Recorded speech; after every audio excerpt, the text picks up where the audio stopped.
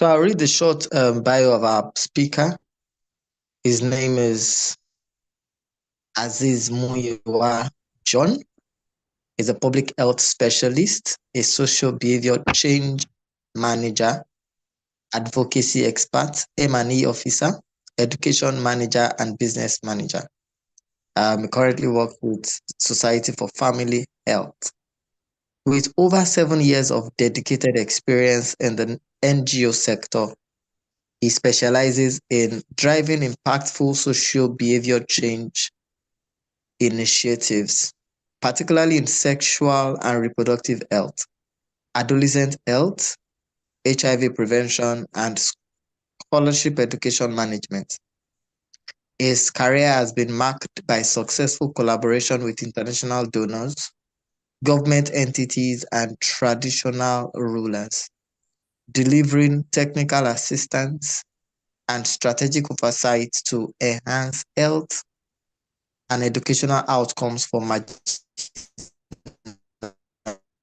marginalized community. So with a warm welcome, I'd like us to receive Muyiwa as he takes the stage. Welcome, sir. Yes! What are you doing now? I'll give you this money. I'll give you a vote. I don't understand. Maybe when she was collecting it, she now asked me to calculate it. She should send the correct. I'm not a nice person, I swear. I don't understand. If she mistake, she goes. Sorry for that interruption. I think we can proceed now. Okay, thank you so much, Mr. Adebayo. It's good to be here, and good morning, everyone. Can you hear me, please? Loud and clear. Good morning. Okay, good morning. All right, without further ado, I think Mr. Adebayo has introduced myself. I would have loved to get to meet everyone here. And while that is ongoing, I'll probably suggest I have the participants just drop their details on the chat box, if that works, Mr. Adebayo. Yes, please. They can just introduce themselves using the chat.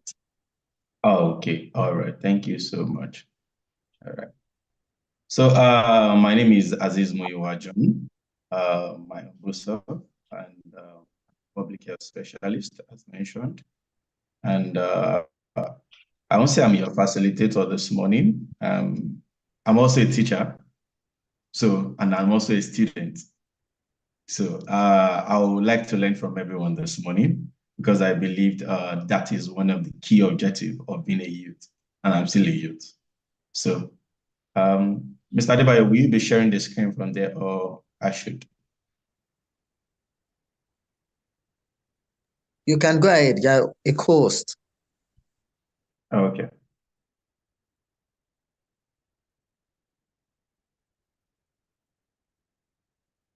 Please kindly let me know once you can see my screen.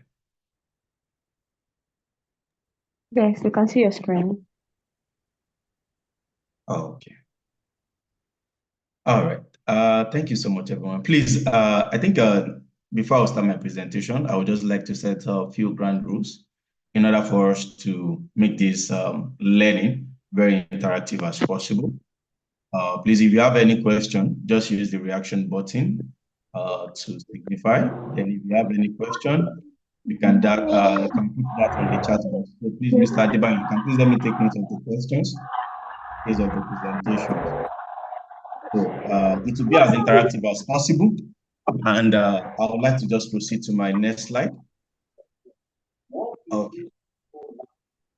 So I have my first slides here. And before we even start any of the topic says youth-friendly reproductive health services. And I would just like to ask the entire participant this morning, before we start, what are the things you think makes the youth? What are the things that you think makes service truly youth-friendly? I would like us to have a friendly, as I mentioned, I'm not a facilitator. I'm here to also learn from everyone that is here and for us to rub minds together as a youth. So what are the things you feel makes you truly youth-friendly? What are the things you think makes services truly youth-friendly? Would that be in the public sector? Daddy, I'll be. Okay. Let's go and wash plate. Hello.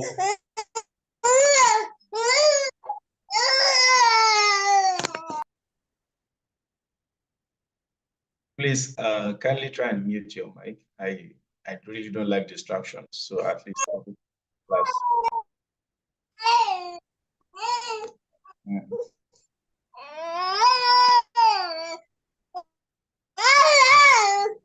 The host can mute the participant, please.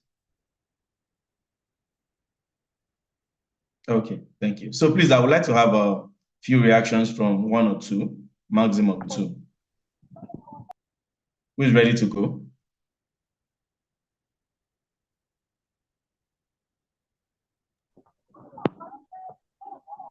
Good morning, sir. Can you please take the question again, sir? Okay, what are the things you think make services truly youth-friendly? We are talking about youth-friendly. What are the things that really makes a service, either an hospital, either in any parastatal or any sector? What are the things that make services truly youth-friendly? Go ahead, please.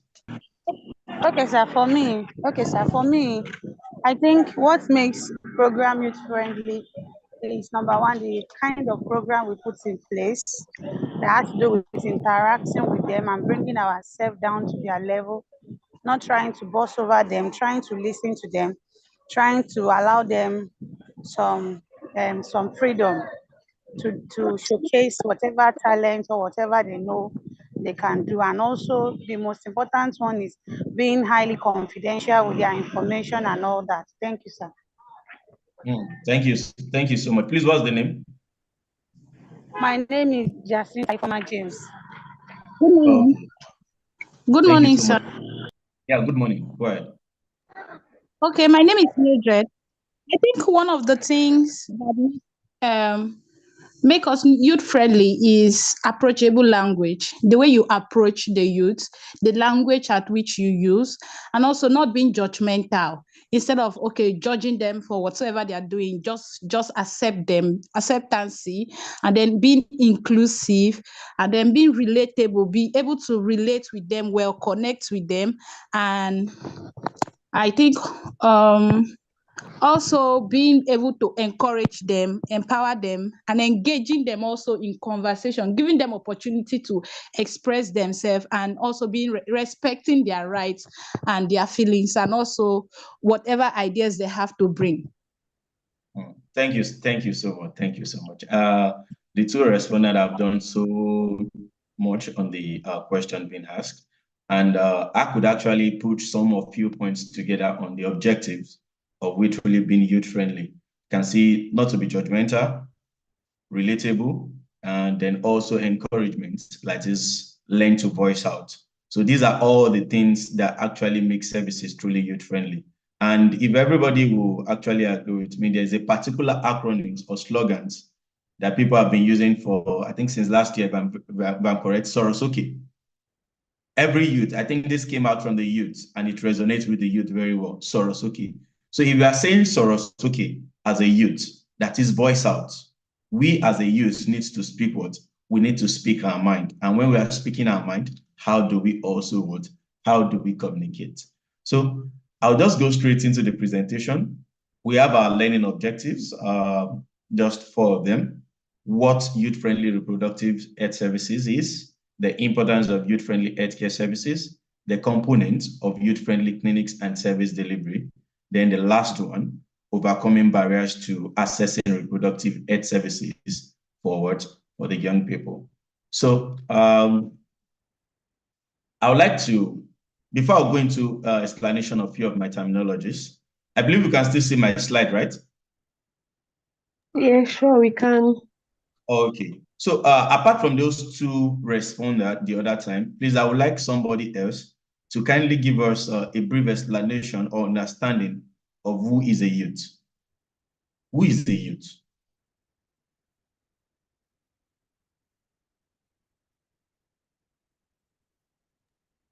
Any? Good morning, sir. Good morning, sir. Yeah, good morning. Please, your name as you speak. My name is Ajiboye Favor. And if I were to define a youth, let me say I'll take the dictionary standards. A youth is a young person, anyone between the ages of, shall I say, 13 to 40. Young people who like now in Nigeria now, they are the majority of the people. So that's the youth, young people in general. Okay, young people. Any other trial? I have one, young people. Good morning. Yeah, good morning. My name is Abimbola Tomisin. So to me, I think Complex is better outside. a youth is someone that is between, that is transitioning from childhood and period to adult. Please try and mute your mic if you're not speaking, please. Go ahead. It is a period filled with so much energy and activity, a period of so many decisions to make, a period whereby so many our strength is mostly being used. To me, that is what that is who is youth is to me. It's the period between childhood and adulthood. Could I say between childhood and the ages, the period between being a child and being going transiting into being the category of the aged population. Okay. All right. Thank you so much, Abimbola. So I have to respond. Young people, transitions between childhood and aged populations, and the period in which we experience a lot of critical change within our reproductive system. Oh, okay. Another try. I have another one here. What is youth-friendly healthcare services? When we're saying youth-friendly healthcare, I think we've defined youth-friendly the other time. So related to the context of healthcare, by the time you're accessing your hospital, either primary healthcare, either secondary healthcare, or the tertiary, how can we relate youth-friendly to healthcare? Anyone? What is youth-friendly healthcare services? Can I go? Go ahead. Okay, my name is Kanimo, and I will say youth-friendly healthcare services are healthcare services that are put in place to encourage the participation of the youth, because we understand that in Nigeria, it's very possible that the youth might feel left out in certain things, and for the sake of privacy and to avoid discrimination, they might not really want to access healthcare services, most healthcare services. So these are healthcare services that would actually encourage them to come out and take part in whatever services are being rendered. Thank you. All right. Thank you so much, Erika.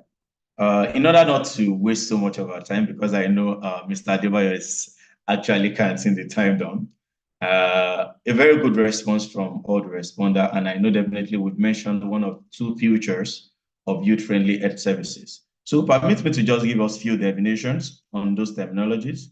So I have here, youth generally refers to the period between childhood and adulthood, often characterized by physical, psychological, and social changes. That was my father then. All of them. Hello. Okay. So it is often characterized with by physical, psychological, and social changes as individual transitions from what? Dependency. What? Independency. Please take note of this. You know what? I'm coming. Hello. I'm coming.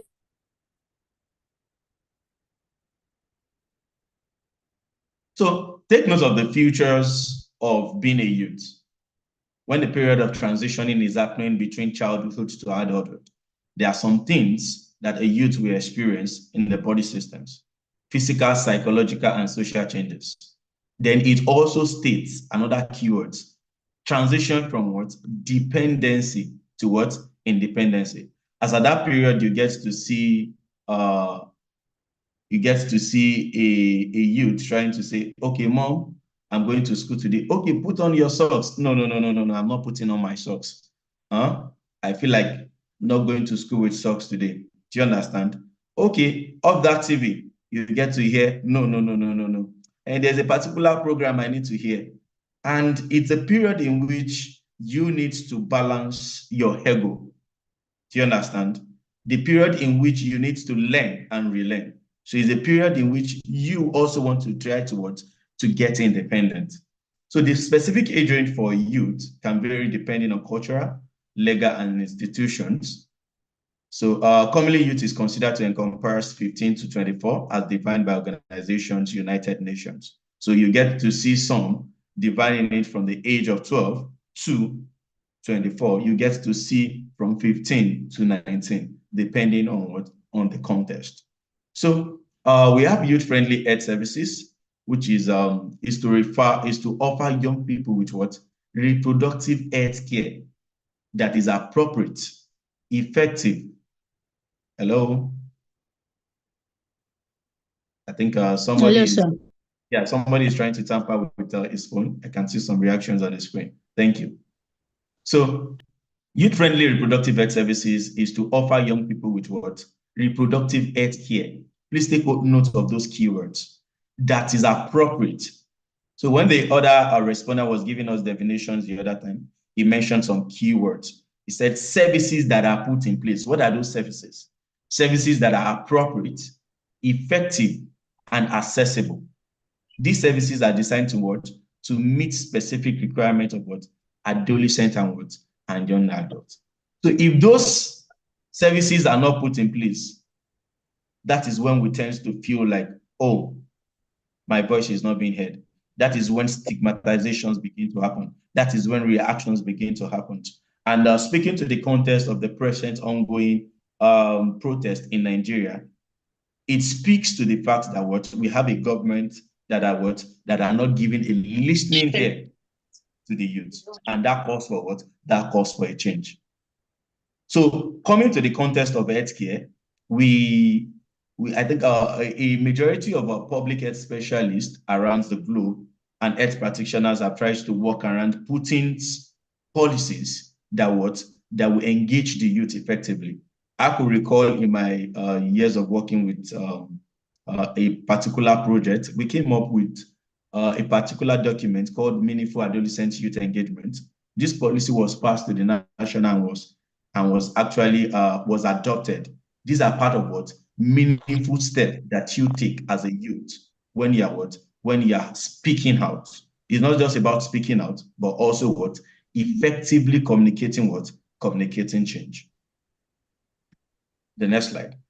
So I also have another definition here for us to learn from. Reproductive health is the condition of total physical, mental, and social well-being in all aspects pertaining to reproductive system and all of its process and functions. There are a lot of reproductive health issues. So when it comes to youth entering the healthcare systems for reproductive healthcare services, what are they calling for? What are they demanding for? And we have examples here. We have our family planning services. We have our maternal and child health services. We have sexual health services. We have adolescent reproductive health services. Then we also have infertility health services. I don't know if anybody wants to add to the few examples that I have here. Anybody? Okay. I'll take silent as a no. So I have a picture representation here that I would like us to discuss on. So I have a picture representation of Jason and Anita. So Jason learns that free and low-cost services is available at a particular healthcare center. He walked directly into the healthcare center and he met with a counselor. In the private room with the counselor, Jason explained that he doesn't feel ready to have sex. The counselor explains ways to have healthy relationship, communicate with a partner, or obtain one from sex. Those are the response Jason got from the counselor. The second response, Jason can come back anytime. Hello?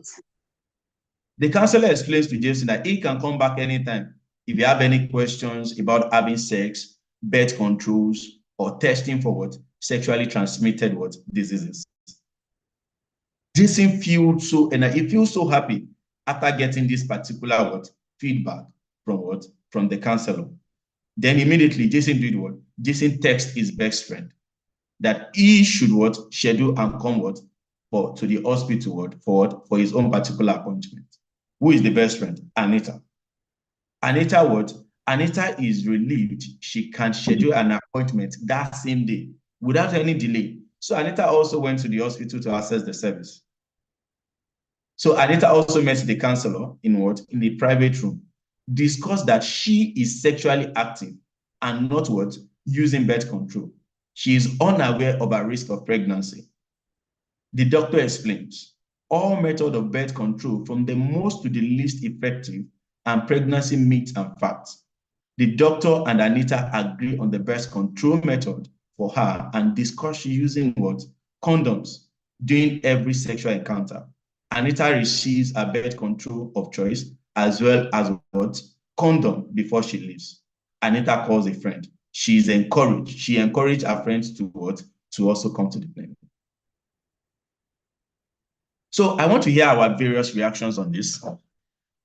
And I want to hear the positive reactions. I want to hear the negative reactions. So for example, if Jason is accessing the healthcare facilities, even after getting to know there's free and low cost of services at a particular healthcare services. But on getting to the healthcare services, he met the counselor and the counselor asked Jason, what are you doing here? What will be the reaction of Jason? I just want reactions, feedback on this particular context.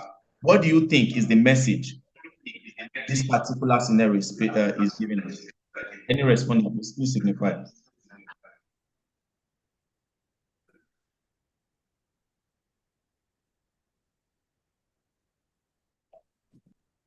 Okay, Abimbola, go ahead, please. Okay, I think the reaction from this chat, apart from the fact that the cost of services is free and accessible, another thing is the counselor that Jason and Anita met with during their appointments are not judgmental. They are very relatable, and they also make the services friendly and friendly to them. So they didn't come from the point of being just like judging them that okay, why are you here, or giving them some kind of horrible body languages, which most healthcare or catalog does most of the time.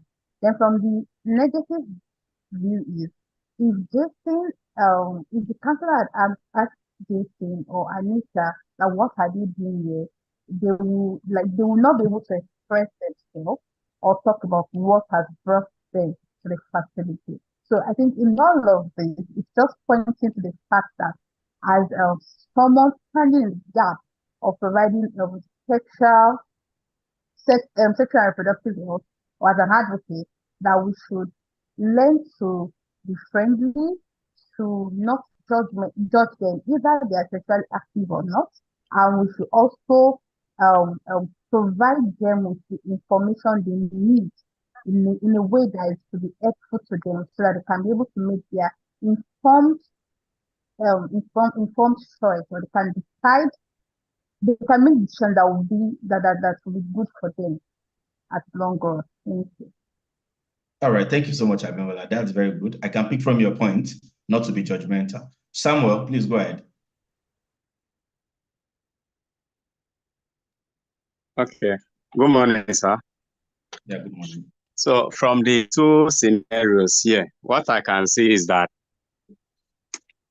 both adolescents, they are being given a safe space to express themselves, and they are not being castigated, which is why after taking the services that was being agreed upon, okay, by both themselves and the counselors and the doctor in the other case, that's why they had the effrontery to call their friends, okay, and ask them to schedule an appointment with the healthcare provider.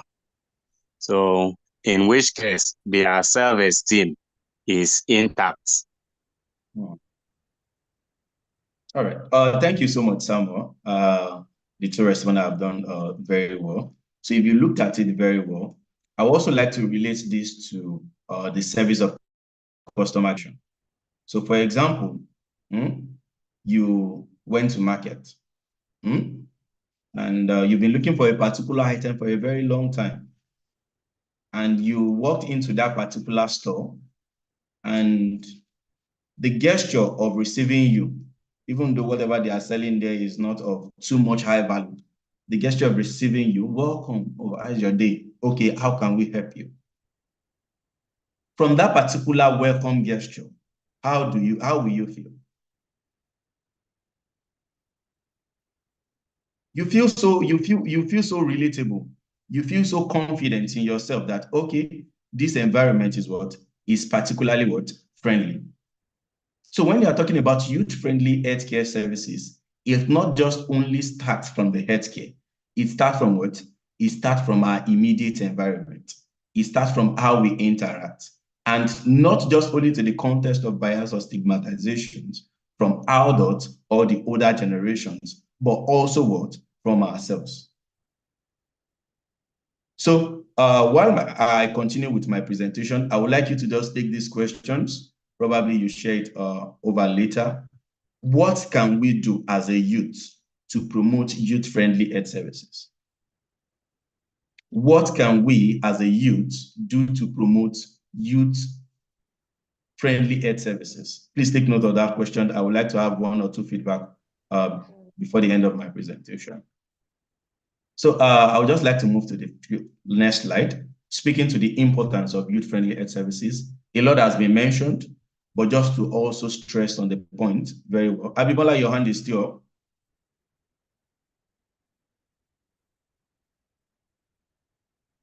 Okay, thinking probably the previous hand. So I have one here. Out of so many that we have, I've listed few. Accessibility. Ensuring services to reach geographically and financially.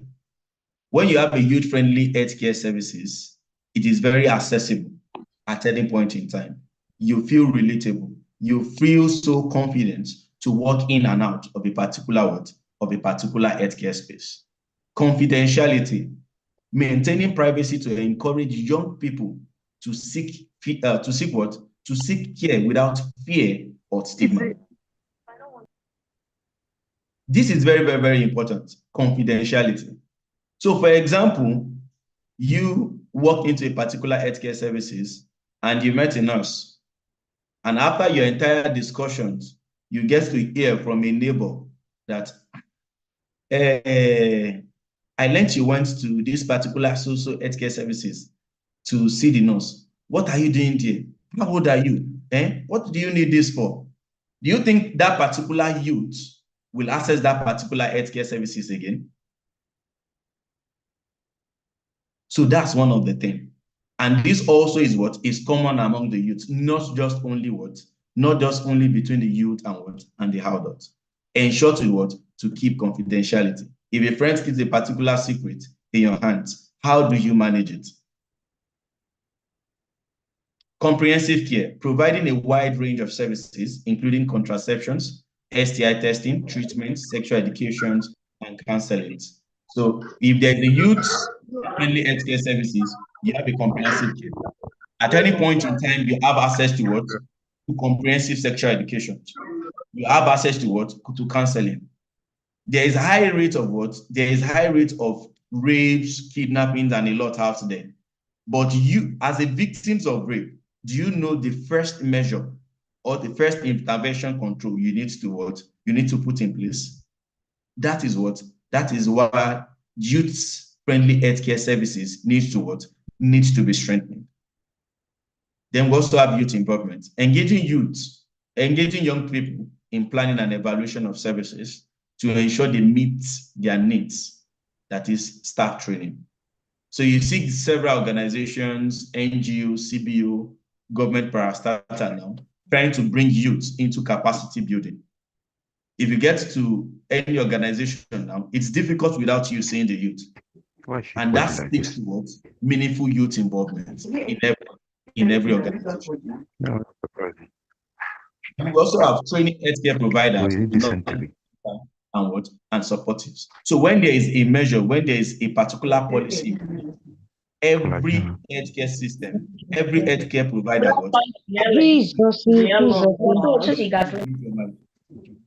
Please, you should unmute your mic as soon as you come into this session. This is very distracting. Thank you. So we have the last one here, health education, offering information and education on reproductive health to empower young people to make what? Informed decisions. There's a particular slogan I learned from my previous project that says, my life is mine to make. As a youth, your life is mine to make. Even not as a youth, as an individual, your life is mine to make. It says, another word says, my heart may break, but I won't what? But I won't shriek. By the time you experience in between transitionings from what? From childhood to adulthood, there are some transition states psychologically that you experience, and you need somebody to confide in. Majority are out there, probably even if I ask you of the participants, who did you confide in when you want to start, when you start your menstruations? You get to hear from majority, you get to hear feedback. I had to ask my friends. I had to go, I had to do this. But when there's a youth-friendly healthcare services available, it is very easy to learn and get empowered. As a common statement that says what? Knowledge is what? Is power. So I have another discussion here, another case scenario here for the young people. But I won't be taking too much time on this because of time. Today's generation of young people is the largest in history. Half of the world population today, over 3.5 billion people, is under 30, mostly living in developing countries. 1.2 billion of those are adolescents, age 10 to 19. Their choices and opportunity to define the present and the future of our world. Yet young people, and specifically young women, faces barrier to fully realizing their rights. In as much as we are encouraging youth-friendly health services, it is still like a possible nonce for male child to do to adapt as fast as possible, if you agree with me. But when it comes to a female child, it's very difficult to voice out. And that is why we need to do to strengthen youth-friendly healthcare services. In developing countries where 1 in 3 girls is married by 18, child marriage creates barriers to education. That's one of the reasons why we need to strengthen youth-friendly health services. Complications in pregnancy and childbirth are leading to cause of death among girls 15 to 19. If there's sexual education, if you believe with me, these particular complications will be limited, not completely cut. Girls and women ages 15 to 24 constitute 60% of young people living with HIV. This is actually speaking to true facts of data. You get to see that majority of all these reproductive health issues falls within falls within the youth. And why? Lack of youth-friendly healthcare services. So how can we change this? How can we change this? 1, meaningful youth participation. So when you are called as a youth to a particular meeting, how do you communicate effectively in that particular meeting? Education, including comprehensive sexuality educations. You as a youth, growing up now, you soon become young adult. You soon become adult. You have child, you have so many children. What is your orientation about sex education? What is your orientation about your child accessing youth-friendly healthcare services in a particular hospital? Then we have youth-friendly health services. Sexual and reproductive health and rights. Our policies, our national policies needs to be needs to be influenced to reflect participation of youth in decision making. In order not to, I have to skip through this in order to save time. We have a few minutes left. Let me quickly rush to my next slide here. Overcoming barriers to accessing reproductive services for young people. I know we have a lot. We have stigmatizations, we have as many as possible. But for the context of this teaching and learning today, I will be speaking on one, adultism. What is adultism? Adultism refers to behavior and attitude based on the assumptions that what adults are better than young people and entitled to act upon young people without their agreement. This mistreatment is reinforced by law, custom, attitude, and social institutions. So, for example, as we mentioned the other time, you entered a particular healthcare services and you requested for a particular reproductive healthcare services, and the nurse informed you, what are you doing here? And you react, I'm here to do this so and so. And you get a very negative feedback from the nurse. Definitely as a youth, we know our characteristics. We react back, yes or no? We react back. So that mistreatment has been part of what? Has been part of customs and law. You get to hear, you don't speak back when an adult is speaking. You don't look eyeball to eyeball when an adult is speaking. And these particular issues cause what? Limit the youth from what? From speaking up. I will save us from this a lot of story. It's just actually speaking to the context of how adults relate with what? Relates with the younger generations.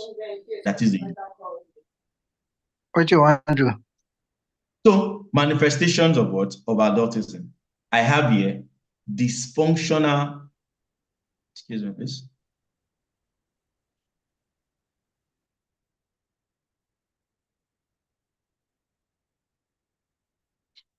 Okay, I have here dysfunctional rescuing. So from dysfunctional rescuing, it says, okay, by the time I'm having a particular challenge, instead of you allowing me as a youth to actually resolve some of this, you feel, oh, you are not capable. You are not capable. How old are you? Why do you want to do this? You get what? You get a particular setback. Dysfunctional rescuing. Whereas that particular intervention is what? Is not helping the situations. Blaming the victim. A lot of times you get to hear the adult accusing the younger generations. Oh, you,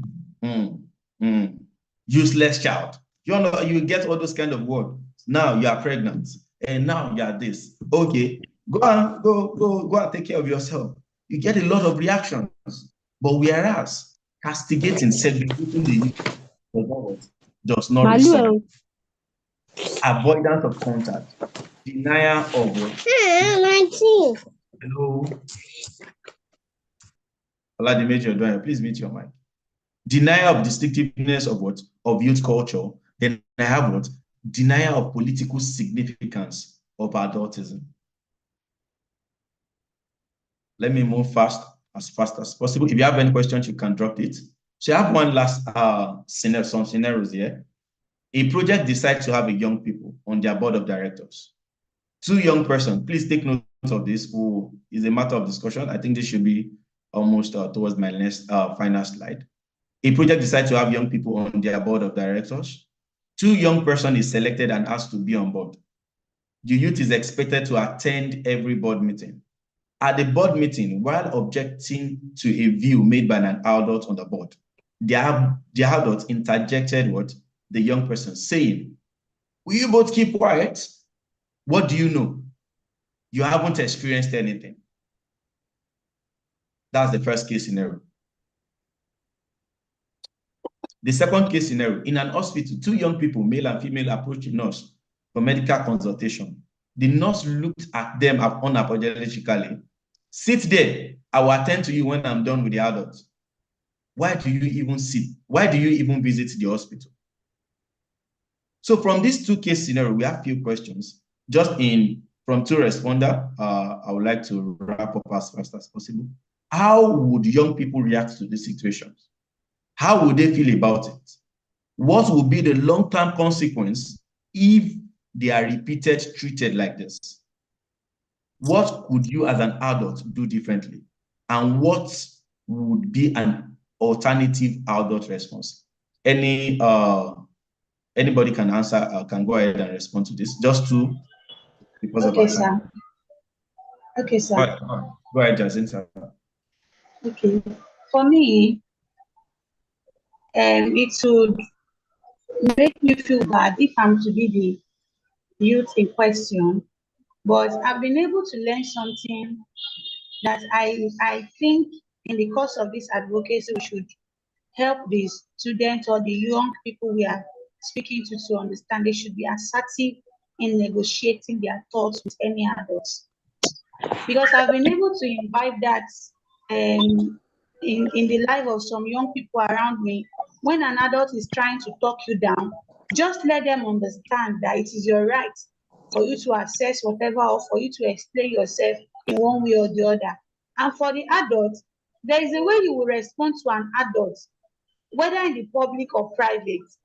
They will be able to tell themselves the truth that I was very rude responding to this child. I think next time I shouldn't do this, I shouldn't do that. So one of the things I would do as a young person is to assertively negotiate my points with the person that this thing is my right and I deserve to have this done to me. Thank you, sir.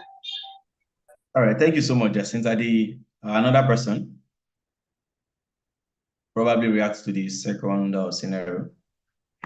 I think as a young person, that second scenario, if I were the one, if what I was facing was not life or death, was not life threatening, I personally would never return to the healthcare center again in my life because I do not like feeling disrespected and I might not want to speak out to avoid anyone saying I'm being rude. So I'll just avoid this whole place entirely. Okay, thank you so much. Okay, I think I have Abimbola, the last person, please. Go ahead. Okay, I will react to the second one. So I feel most times, like communication is very, very essential. Of course, if I'm being talked down on that way, I'll feel bad. But another thing is considering the age of the adult that needs to be attended to. If it is the aged population that of course they do not have that stamina no fight, it can be reasonable and depends on how the nurse put it. And but if it's someone that's just a little bit older than me, I feel I can always tell them when it's my turn, I rather tell them that I don't think it is proper for you to talk to me this way because we all both have equal right. Especially if I know that I got there before the person she wants to attend to, I'm not going to agree. So I think I think nurses are now doing much better in the way they relate and communicate to people. I'm talking because I'm also a nurse and I know how these things work. So, but then I now have been in situations whereby, before I became a nurse, whereby I've been talked down to and I just overlooked it. But then the scenario, the type of adult, if it's someone of like 80, 70 years and needs critical care, it is well understandable. And I feel it can be communicated in a proper way. But then if it's someone that's just like maybe a few years older than I am, and it's not an emergency situation, I think we both deserve equal rights. And if I get to the hospital before the person, no one should talk down on me that, okay, you have to attend to someone before me. There should be a reason a genuine reason why you need to attend to that person before me. If the reason is not valid, then I think it should be in my right position to address the issue in order to prevent its reoccurrence to another person. Thank you so much, Abimbola. Thank you to all the responders. So I will just mention one thing. In order to address this particular scenario, there are various measures to it. But while you're looking at various measures, one, learn your culture. There are several cultures that applies to different environments. Learn your culture. Then two, master effective communication. Master effective communications. Do you understand? There are some communication that you do with your peer. There are some communications you do with an adult. Do you understand? And there are some communications you do in a formal setting. There are some communications you do in non-formal settings. So that will be a subject for another day in order to save our time. Thank you so much. So depicting adultism, I've listed a few of them here. Listening attentively to what? To young people. Listening when they talk about their thought, experience, and feeling. Ask questions. Ask what they think about everything. Another one, lie back. Curb the inclinations to take over. Support the initiatives of what? Of young people. These are ways in which we can what? Curb adultism. Validate their thinking. Welcome their ideas. Sorry? Welcome their ideas. Be willing for them to do what? To make mistakes. And that's a particular future that is common to youth. At the same time, do not trust young people into decision-making and leadership positions without what? Without training, practice, and understanding of their responsibilities. And that is where capacity building, sexual education, and a lot of things comes in. Always represent all young people, no matter what their age, and expect them to respect each other at all ages. Take note of that, at all ages. Having high expectations of their potential and what positivity, assess their current abilities. Never sell them short, and always be prepared to lend a hand with difficulty.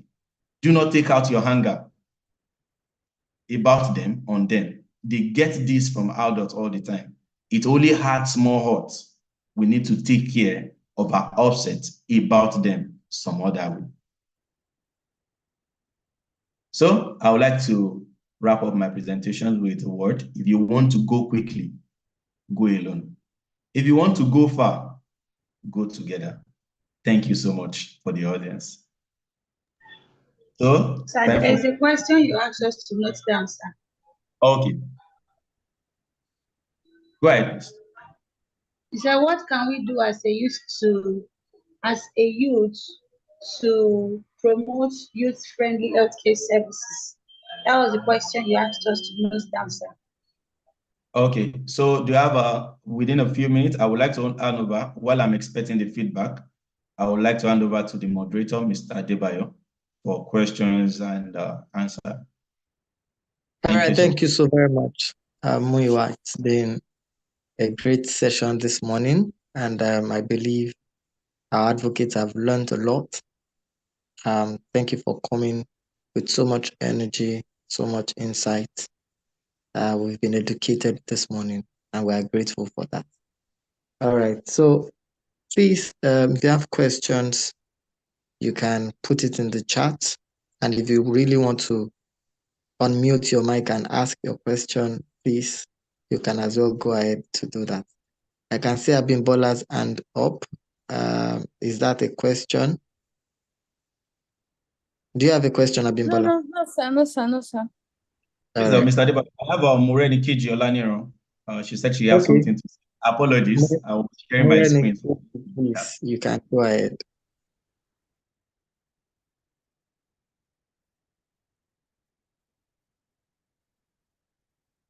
Mureni Kiji, if you are still on the call, please. Okay. Mureni Kiji, can unmute. Good morning, everyone. Good morning. Can you hear me? Yes. Okay, good morning, everyone. Thank you so much Yes, for we can. that. Good morning, Mureni Kiji. Okay, thank you for the session. It was so relatable and educative. Thank you very much.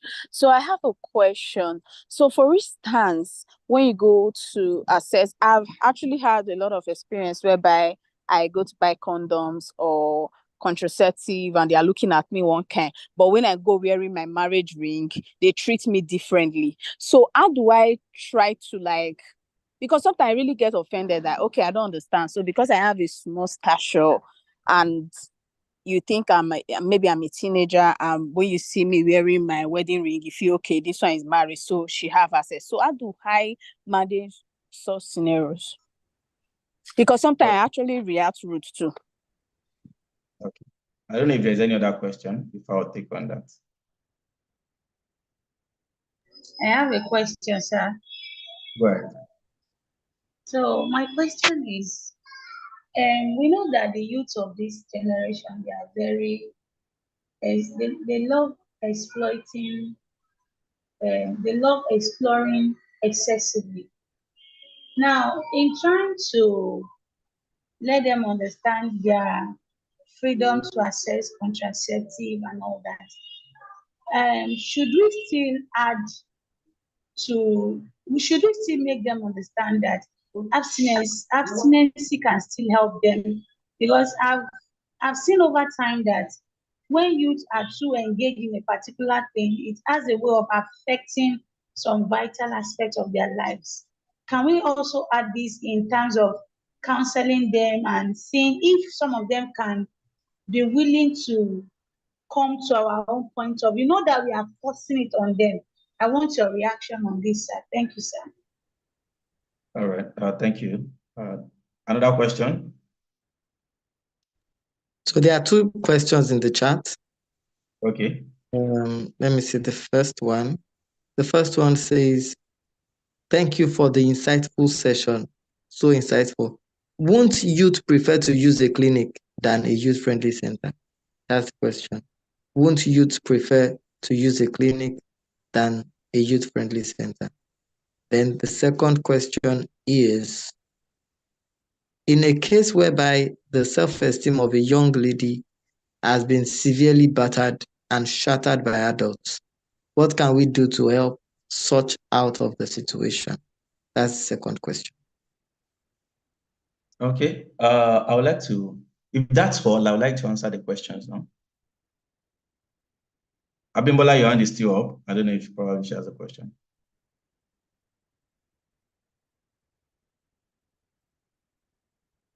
Okay. All right. So I will start with the first question, stigmatizations to buying of condom.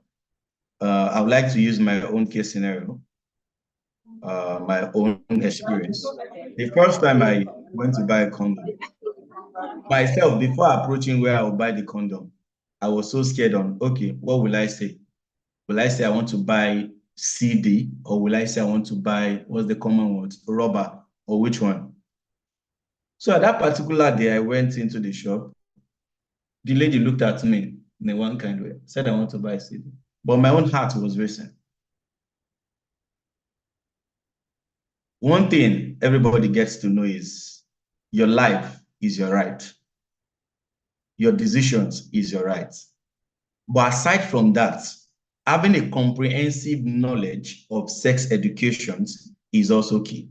We can't rule out stigmatizations completely. And that's where we have a lot of awareness and advocacies going around the community, at least from partners, from NGOs, CBOs, even from government healthcare system. So in as much as you faced yourself in that kind of particular scenario, there are times in which you'll be faced with the opportunity of interacting with that person. You can serve as what? As a change agent.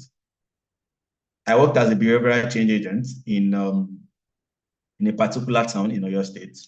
And it has to do with distributions of condom, HIV testing, and the likes. But whenever we get to a particular community, you get to see how adults react in one kind. But the long run, if you conduct a back-end feedback through surveys and all the likes, you get to see that one, they are happy with the fact that this particular youth or people taking up the condom are putting it to good use. So in that kind of scenario whereby you're faced with stigma, you don't need to put on your ring. You don't need to, yes, people will always have their perceptions about you. And people's perception about you, sometimes I say does not really matter, but the perception about yourself, if you are doing the right thing, matters. So I don't know if I'm able to answer your question. Then freedom to access contraceptives, preaching abstinence. We have a comprehensive counseling guide across all the facilities, I believed. And a lot of capacity building training have been extended at, let me just say, at intervals of times to healthcare provider, even while you're in school. There's a particular courses you take on what? On comprehensive counseling. I think probably if you're a nurse or a particular healthcare provider, you can attest to this. If you said you want to preach abstinence, yes, abstinence is good. But as a youth with a characteristics future, if you tell me abstinence, by the time I leave your care, by the time I leave your abode, your umbrella, I will do what I want to do. So while preaching abstinence, preach comprehensive what? Sex educations, allowing the youth to know what? The right from the wrong. Okay, if you are sexually active, these are the measures you need to take. Do you understand? Access to what? Youth-friendly healthcare services. Not all facilities, not all clinics are youth-friendly, but there are still some that you enter, and from the welcome, you get to know that what this particular environment is what youth-friendly. I was privileged to enter a particular hospital, not quite long, for a particular service. The way the moderator, I don't know, probably she's a nurse also, but the way she moderates and welcomed me, I was wondering, wow, this is actually a different environment. I was free to relate freely with the woman, and I was able to confide in her, okay, this is what we need, and this is what I also need you to help me do. And the kind of service I received at the long run was so applaudable. So in terms of preaching abstinence, yes, but also tagged it along with comprehensive sex education. Because at the long run, my life is what is mine to make. So also, I think I have another question. Won't youth prefer to use clinic than youth-friendly center? What just only separates the two? Every hospital, you can call them clinic, hospital. Yeah, we have 3 tiers of what? Of healthcare. We have the primary, we have the secondary, and we have the tertiary. So what only separates them is the receptions you receive from what? And the branding from the government to actually tag a particular hospital youth-friendly. But there are some hospitals that you enter, they are youth-friendly, but they are not actually youth-friendly. Do you understand? So that is just only what separates them. So the way you enter a particular hospital, the welcome reactions you get from them gets to speaks to if the facility is user-friendly or not. Then also, I have the last question here. In the case whereby self-esteem of a young lady has been severely battered and shattered by adults, what can we do to help such? First thing is, if you're a healthcare provider, if you're a public health specialist, if your line is in that field, you can also try to do what is called empathy.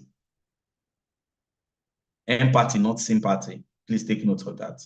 Empathy is you putting yourself in the shoe of that particular victim. Until you understand the scenario of that particular victim, you won't know how to address it.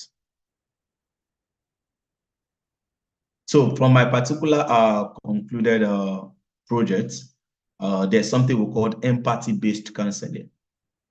So by the time you put yourself in a case scenario, you get to address her, and you also do what? A constant follow-up. But whereas while you are doing all this, confidentiality is key. Ensure you are the kind of person that keeps what? Informations. Not the type that what? Once you have these informations, you use that the case scenario. You're having a presentation today now. You get to put, okay, I met this also lady at this also hospital. You have that particular descriptions. You are not helping the person. The information can actually fly out. We are in the age of social media. It can fly out to the person and it spoils the whole scenario. So I don't know if I'm able to answer all the questions effectively. Thank you so much for listening. Over to you, Mr. Adebayo. Thank you so much, Muiwa. I believe you've been able to provide answers to all the questions, and our advocates are satisfied. I don't know if there's anyone that has anything at all to say, but if not, we will be moving on. Thank you once again, Muiwa. It's been very, very productive hanging out with you. And I believe when I call you again, you'll be available to answer us. definitely at your service, sir. Making a youthful, impactful programs like this is actually part of my key. So thank you so much, everyone, for having me here. It's actually a great pleasure. All right. Thank you so much. Let's just appreciate Muiwa in the chat as we release him to go and to enjoy the rest of his day.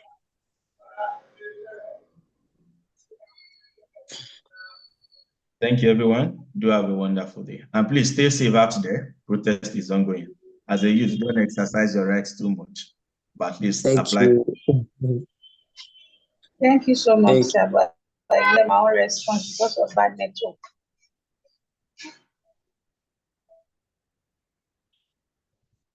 Okay, so our next speaker is in the house already. She is here with us, and I think we'll just go straight.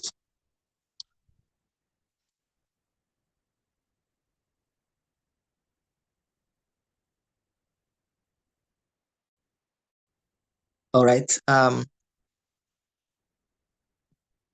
Oluwatomi Olunuga is an award-winning development expert with 7 years of experience designing, implementing, and reporting evidence-based interventions to promote gender equality and public health. She has successfully led projects funded by partners such as UNTF, UNFPA, Amplify Change, Women Deliver, and Empower UK, spanning areas like sexual and reproductive health and rights, gender-based violence and harmful cultural practices, mental, neonatal, and child health, private sector engagement in family planning, and male engagement initiatives. She is currently the program manager at AC Health Initiative, where she leads the design and implementation of programs focused on promoting the health and well-being of women and girls in underserved Nigerian communities. She is also the secretary of the Adolescent and Youth Constituency for PMNH,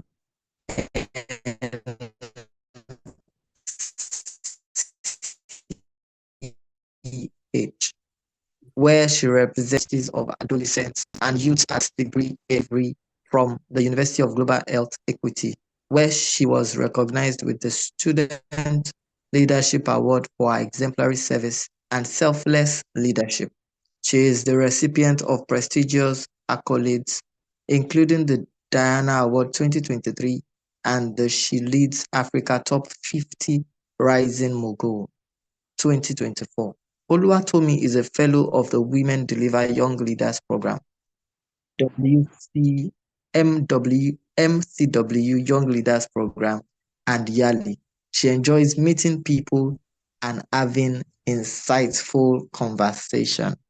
With a warm welcome, let's just welcome Oluwatomi to the stage to start our conversation this morning. Welcome, Oluwatomi. It's great to have you join us this morning. Thank you so much. I'm most welcome. Thank you so much. Thank you so much, everyone. Good morning, Mr. Adebayo. Such a great pleasure to be here. Thank you for the bio too. I don't know. I think we are all, maybe I'm the only one experiencing a bit of network glitches this morning, but I'm really praying that we'd have a smooth conversation. Yeah, someone said me too. Yeah, I really hope we'll have a smooth conversation. I don't know if I can be allowed to share my screen. I think I can run that. If I can be allowed. Okay, so while we wait for that, okay, if I turn on my video, it might affect okay, let me just turn on my video just for a little bit so that it doesn't look like it's a stranger that is talking, or maybe it's a robot that is talking. Okay, please let me know once I can. Okay, I think I can share my screen. made a post. I can share now. Okay.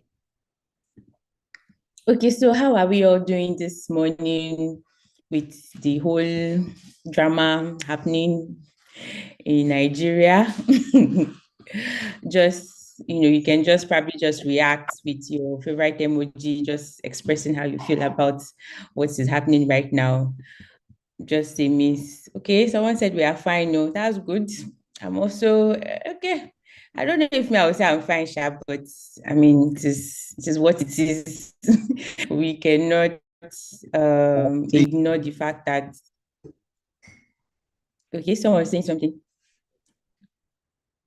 I said you are safe now. Share we are that's me, but I have friends and families that we need to look out for. Okay, I think I can go ahead and share my screen now. Where is it? Okay.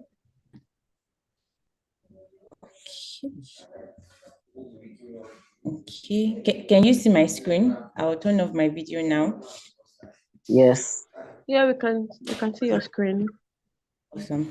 Okay. So good morning, everyone. Once again, it's such a great pleasure to be here. Thank you so much for having me. I would also like to appreciate the team that organized this. Thank you so much for your great effort and your commitment to promoting sexual and reproductive health and rights in Nigeria. Okay. Sorry, someone was trying to call me. Okay. Yeah, and I have been, even though I've not been attending the sessions that have been happening so far, I've been seeing, just the excerpts and some of the topics that we've gone through so far. And I know that we are well acquainted with the whole thing around sexual reproductive health and rights. Some people already know the definition of SRHR. Some people are already working in the field of sexual and reproductive health and rights. So there's no need to, have so much conversation on what that really means. So basically, I am here to just talk about advocacy and leadership in SRHR. And it's a very important topic because at certain points in time, we all have to, advocate for a particular issue or stand against or probably like raise support for a particular policy on sexual and reproductive health and rights. Or even at certain points, we are all leaders technically, and you have like certain leadership skills and competencies that you need to build as regards delivering your role in sexual and reproductive health and rights. So I'm going to just kickstart right away and just a little bit of reflection. I like to reflect a lot, and having quotes like this used to just guide the whole reflection process. And I want us to go through this journey together. So first, this quote says, "No voice is too soft when that voice speaks for others." That's by Janelle Kakwola. I think she's a model. Then Malala also said, "When the world is silent, even one voice becomes powerful." And I think the question I have for us, and I want us to please be as engaging as possible, is how have you witnessed the power of individual or collective voices to drive change on sexual and reproductive health and rights issues? So in what area or in what way have you witnessed how someone just stood up when that voice actually decided to stand up for other people? Do you have any experience? Do you have any story? Do you have anything that probably connects with you the moment you read through this particular quote? Or even it could just be your own personal experiences, probably that one time when every other person was silent about the particular issue, and then your voice was that only voice that became very powerful in the midst of others. Is there anyone that would like to maybe share a little bit of the experience with us in terms of this? I think someone is speaking.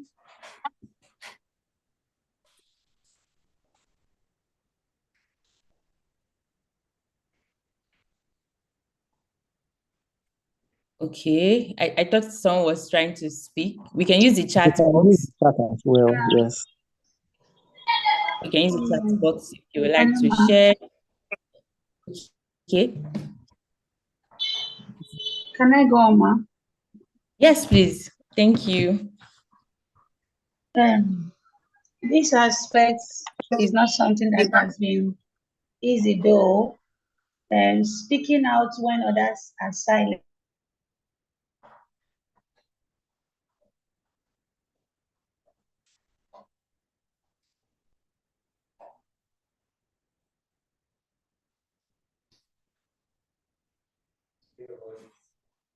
Okay, is it just me, but I cannot hear? It's probably a network. Okay, it's probably a network. Okay, does anybody want to say something? Does anybody want to drop a comment on the chat box? Okay, maybe while we wait for her, just to save our time, I can just just explain the code for that. So take for instance, I think for instance during EndSARS, it was a time when a lot of people were silent, but then some people decided to speak up for Nigeria. Even what is happening right now, it's also a form of advocacy. It might not be centered towards SRHR, but then it's centered around a particular cause. Fine, we have over 1 billion people living in Nigeria, or over yeah, I don't know the exact figure, but I know we're a whole lot living in Nigeria. And irrespective of that, it's not everyone that is speaking, but then we have certain people out there that are actually speaking for the rights and the needs of people in Nigeria. So literally, no voice is too soft. No voice is too soft when that voice speaks for other people. So what we are doing as SRHR advocates, it's very important. We are speaking up for others. When you go out there and you're saying no to female genital mutilation, when you go out there and you're saying that there is need for us to prioritize menstrual hygiene for young girls in secondary schools, when you go out there and you advocate for things around reducing or probably increasing subsidy for menstrual hygiene products, it's also part of advocacy, because those young girls cannot speak for themselves. So no matter the texture of your voice, so far you are speaking for other people. Your voice is equally very strong. Oh wow. Okay, I am so sorry, but my boss is calling me right now. Okay. Can I be excused for just 2 minutes, if that's fine?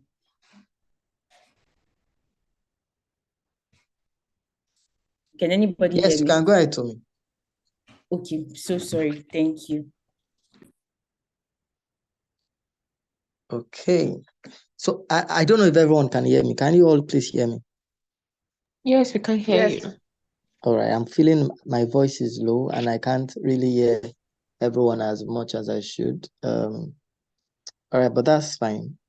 So we'll be having the concluding session tonight, and it is important that everyone joins the call. So if you have friends on the group, reach out to them, let them know how important the concluding session tonight is.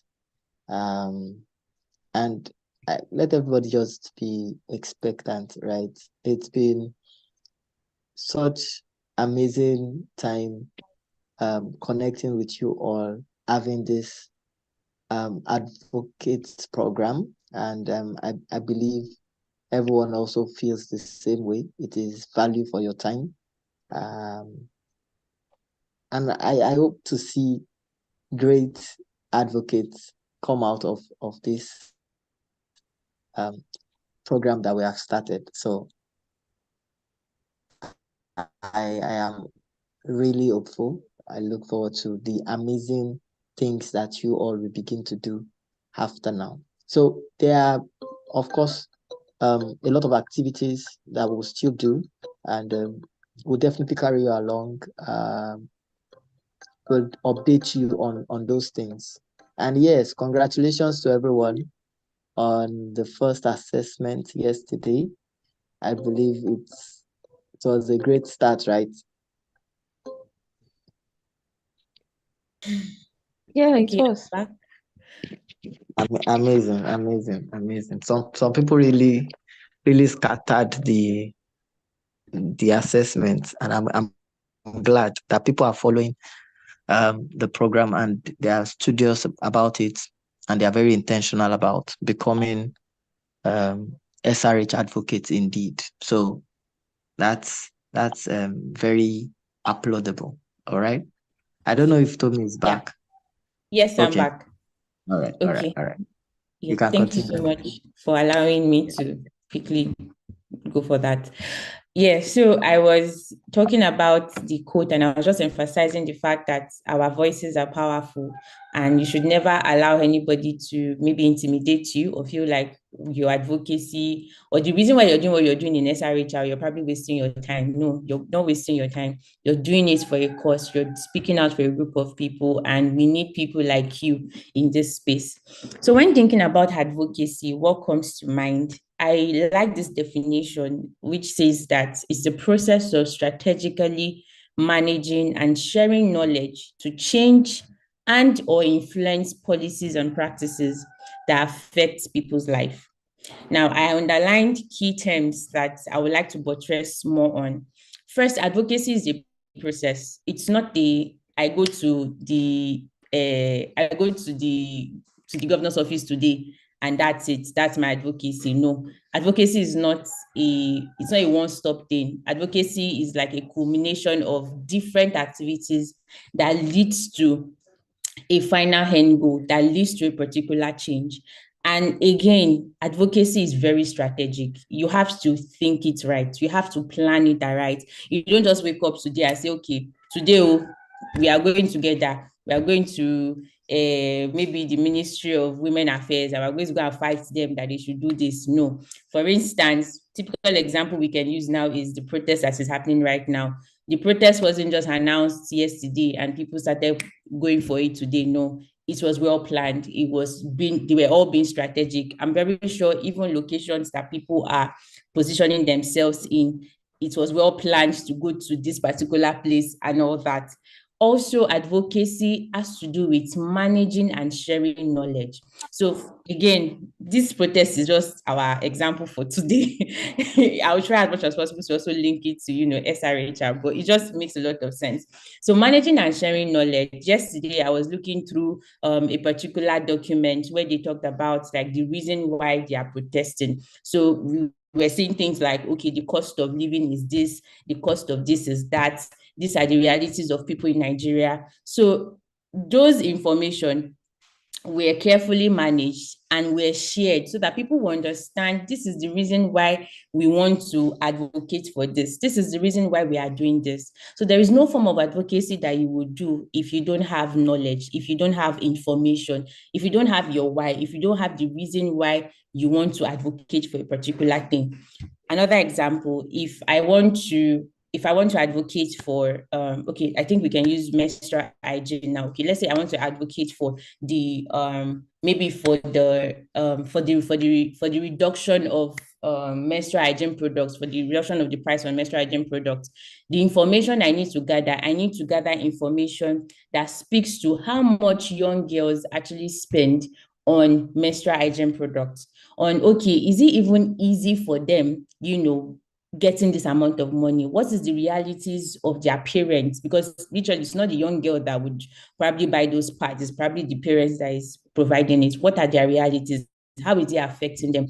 Is it that because there's no money for it? Is that the reason why they're probably using some, poor products for their menstrual hygiene practices? So those knowledge, gathering the knowledge together, streamlining it and communicating it in a way that your audience will understand is also part of advocacy. And we're going to touch that too in the course of this presentation. Another thing again about advocacy is that it is aimed at changing or influencing a policy or a practice. So there is a goal. You're trying to change either a set of guidelines, a set of rules that is available to maybe promote something, or you're trying to change, okay, the order of a practice in a particular environment. For instance, in the case of the menstrual products we're talking about, you're trying to change, just the cost around it. And, for you to change a cost, there are policies that would influence it, there are practices that will influence it, there are decisions that will influence you changing that particular cost. And at the end of the day, advocacy affects people's life. And I think that is that's like the most important thing about advocacy. It affects people's life. And that's why they advise a lot that any advocates must have empathy. If you don't have empathy, you would not, you will not have that fuel that would literally drive your advocacy efforts. So, when maybe there's a lot of backlash against your activity, what keeps you going is that empathy. What keeps you going is because you're well aware of the realities of the people you're speaking for. And in some situations, you might also be part of the people affected by that particular issue. I don't know if you understand. If you're still with me, can you just say something in the chat, a thumbs up, just to be sure that we are all still together in this conversation. So advocacy affects people's life. And these are key terms that I want us to take note of anytime we are thinking about advocacy. It's a process. It involves managing and sharing knowledge centered at changing or influencing policies and practices that affect people's life. Nobody's saying anything. Nobody is sending an emoji in the chat box. Let me just be sure. Oh, okay. I can see it now. Okay, thank you so much. Yeah. So again, when it comes to advocacy, like I said earlier, it's a collection of strategies, it's a process, and it is leveraged to achieve either a social, economic, political, cultural, legal, and civil change. So in the context of the cost of menstrual hygiene products now, it's centered around an economic change. In the context of maybe fighting for policies that would promote reporting of female genital mutilation, it could cut across a social and also a cultural change, right? And it could also enter into a legal change, right? So also, when it comes to advocacy, it's about holding duty bearers accountable for their obligations. The same way Nigerians are trying to hold Tinubu accountable for his duties to Nigeria. You see people quoting in the Constitution. The Constitution says that this and this and this and this. So there is already a policy. You're not driving towards the policy. So we're trying to hold you accountable. So advocacy could also cut across you holding people accountable for what they said they would do. So, for instance, if you are probably working in a community where the local government chairman has said that, okay, in this community, we're going to be providing information, a monthly town crier information on sexual and reproductive health information for young people in this community. And then you're in the community for like 3 months and nobody is saying anything on sexual and reproductive health. As an advocate, you have the right to go and meet the local government chairman. So you signed so year that this and this is going to be happening. Why is it not happening? Right? It is also part of advocacy. So again, advocacy also involves empowering rights holders to claim their rights to catalyze systemic change. So right holders in this situation are the people that have been affected by these things. It's just the same way, we go to secondary schools and we are telling those girls about their rights. You have the rights to this, you have the right to that. That information is empowering them such that when they find themselves in some situations, they are able to claim their rights. They are able to demand, no, I need this information. No, I need this thing, because they know about it. So advocacy also cuts across that. So just a quick check. What SRHR policies and practices in your environment needs to be changed or influenced? So what is that thing you are passionate about that you think you want to change this thing or you want to influence this thing? I would be looking through the chat box and I'll be looking forward to what you're going to say as regards the SRHR policy or practice in your own environment. What's that issue? What's that thing that you want to be changed or you want to be influenced? So please use the chat box to respond to that while I continue because of our time. Now, moving forward to the key principles to take note of in advocacy. It's a very long stretch, trust me. And I wish we had more time to really go into details, but you can always send me a DM if you want, maybe more information on specific areas, but I'll try to rush this because of our time. I hope people are typing in the chat box because I'm not seeing any, or if there's a group chat, you can go and type it. Okay, someone is saying, I would love to change teenage and early childbirth. Okay, that's like your issue. And don't worry, by the time we finish this program, you'd have like what your advocacy message really is. What exactly is that thing about teenage and early childbirth that you want to advocate against or advocate on? So moving on to the principles to take note of in advocacy. Okay, so there are 5 key principles that I have highlighted here, and one of which is understanding the context. So when we talk about understanding the context, you as an advocate, if you want to advocate concerning a particular issue or whatever it is, you need to know your audience. You need to understand your people. And your audience in this situation cuts across both your primary audience and your secondary audience. Now, I'll tag my primary audience as the people that I want them to change a particular thing, the people that I want them to change a particular policy or a particular practice. While my secondary audience are the people that we will work together to make that thing happen, or the people that are being affected by that issue. So you have your primary and you have your secondary, and you need to know these two people. You need to know who are the people that have been affected, who are the people that will help me influence this change, who are the people that will help me enforce this change that I'm trying to talk about. Is also under understanding the context. Also under understanding your context to also involves you, going through a lot of research, going through a lot of data, just to understand what is the context, what is the prevalence of teenage pregnancy, what's the prevalence of early childbirth, what exactly is the dynamics around teenage pregnancy nowadays. For instance, I was having a conversation with my boss, and she was telling me that these days now that teenage pregnancy, you cannot even call teenage pregnancy a harmful cultural practice anymore. You can probably call it a harmful economic practice. So because now parents are using it as a means of making money. So it's not even really about the culture. It's now more about, see, Nigeria is not easy. If there's a rich man that will marry my daughter, I will give my daughter out. So you can see that dynamics could be changing in your own environment. So in maybe the environment you're looking at, it's not a matter of culture. It's not a matter of somebody is forcing them to do something. It's probably a matter of money. But if you don't understand the context, if maybe you're just generalizing that, because they say that teenage pregnancy, early child marriage is a cultural practice, and you don't sit down to understand the people you're working with, you might get it wrong. So understanding your context is important. Also, under understanding your context, you also need to look at the legal and policy framework as regards what you're talking about. So do we have policies that speaks to teenage pregnancy or early child marriage? Do we have policies that speaks to SRH information for adolescents? Do we have guidelines? Do we have guidelines in our healthcare facilities that talks about maybe delivering services for adolescents on contraceptives and family planning? So because most times when we think of legal and policy, we're only thinking about the law. We're only thinking about, what is the law saying? What is the law saying? But it's beyond that. Even guidelines are also part of your policy.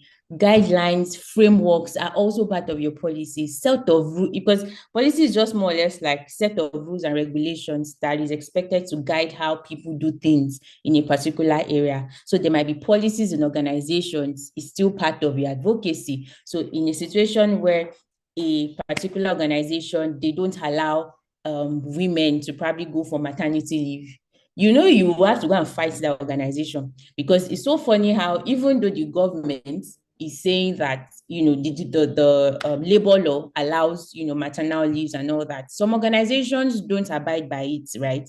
And when I say organizations, it might not necessarily even be big organizations. It could be that Yalata or one saleswoman that has a sales girl, I'll be like, Doripo will be more, does not mean you will not come to the, but labor law still cuts across you too, something like that. So I'm just giving all these examples so that, it would open up our mind to how we think about these things, right?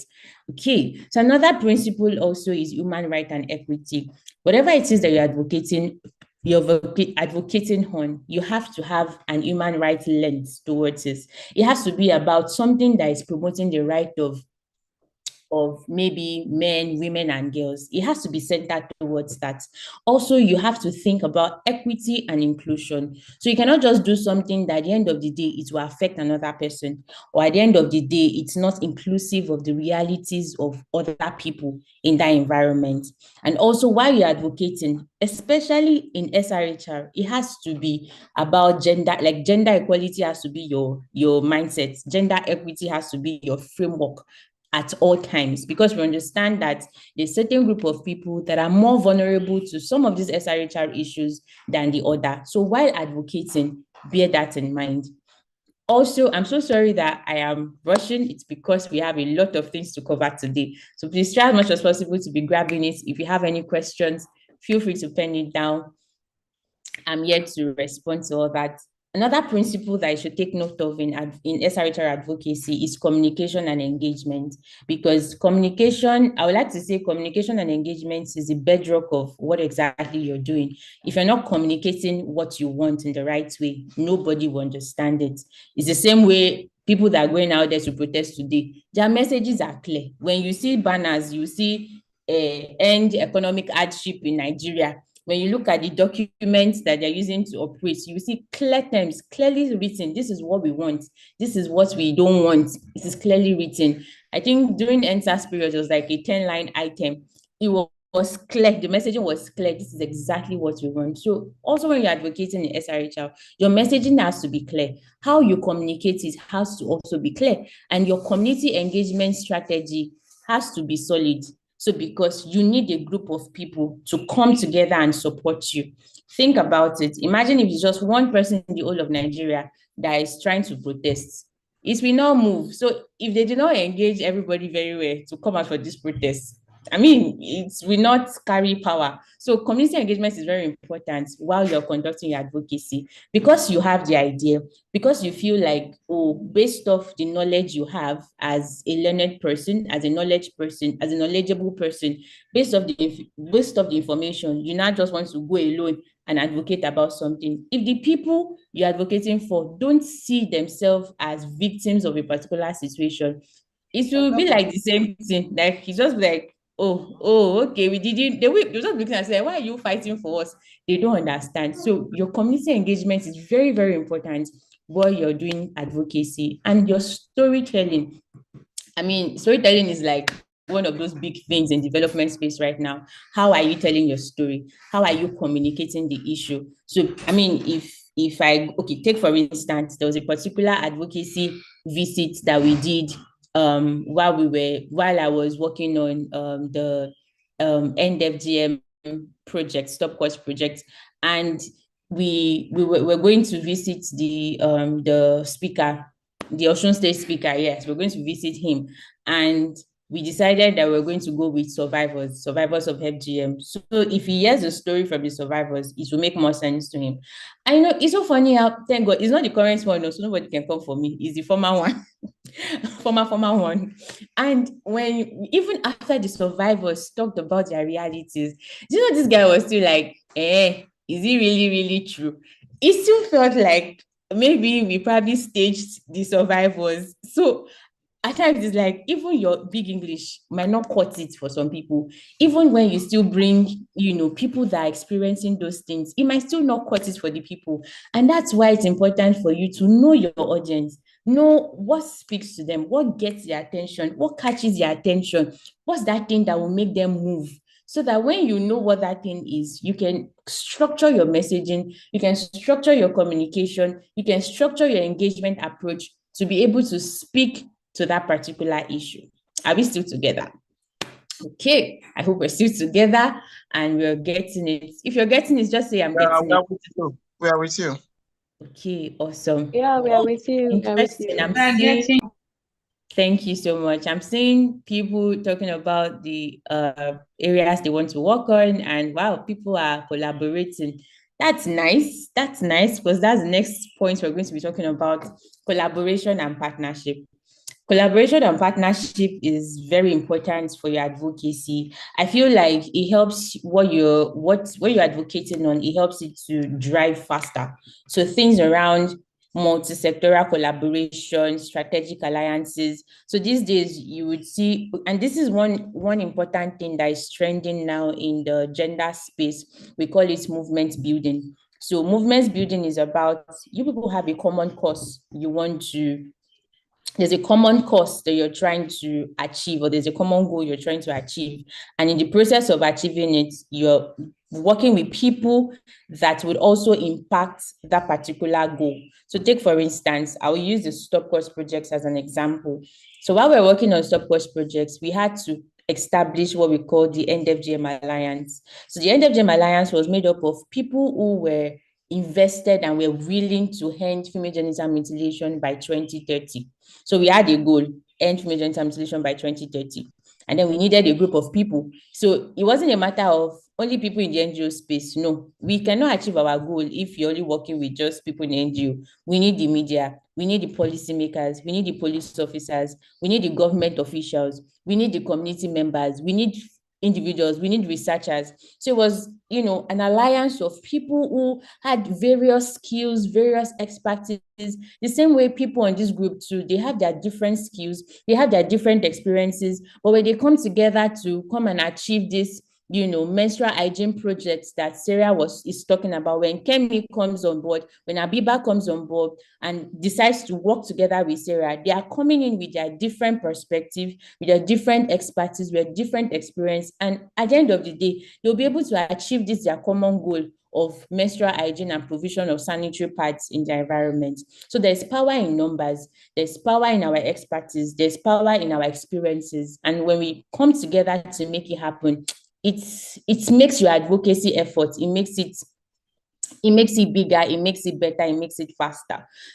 So the other principle also is going to be on accountability and sustainability. So because you cannot just say that you want to do something and the change you're trying to achieve is not going to be sustainable. No, you want a change that even in the future, the change is something you can always see. So I am personally very big on accountability structures whenever you are doing your advocacy. How will I track that this thing that I'm advocating on, how will I track it that it is happening? It's not just about, okay, we have spoken to we'll snap picture, the commissioner have signed that this and this and this and this. Okay, after the commissioner have signed, what are those structures that you are putting in place that the commissioner would then, would have to do for that thing the person has signed would be achieved? I don't know if you understand what I'm trying to say. So accountability structures are very important. Setting up sustainability structures too, so that even when you leave that community, the change will still continue to be there. For instance, again, I'll use the FGM project. The FGM project, in our advocacy efforts, we decided to develop community structures who were like focal persons that would continue to advocate against FGM even after we leave. I didn't know the power in that approach until we left. So after we left, and I think like a year or 2 years after, and one of the focal persons in a particular community was talking to me, and he was like, that they are going to a particular church to go and talk about FGM. We were not paying them anymore. They decided to own it as, in this our community, we don't want FGM again. So even when he was even telling me that if there's any naming ceremony, that they go to those communities, they go to the Agbole to go and tell them about FGM, that even when any girl, if they hear anything about FGM, that they are the ones that the community people used to call to quickly come and meet them and talk to maybe the parents and all that, just to prevent FGM from happening. So you can see that it's very important that whatever you're doing, you set up structures that will ensure that even when you leave that community, that change, you continue to see it. And also it has to be done in an ethical way, in a way that it doesn't harm anybody, it doesn't hurt anybody. Yeah.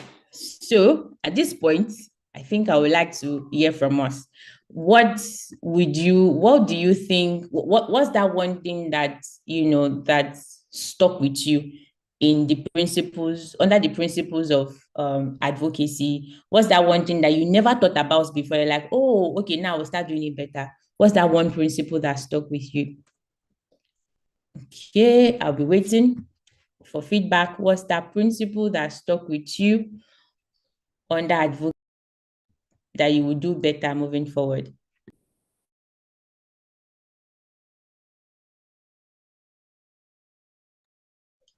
Okay, thank you so much. Good afternoon. Can I share? Can you hear me? Thank you so much for the section, ma. Morenike, please go ahead. Sorry, Morenike.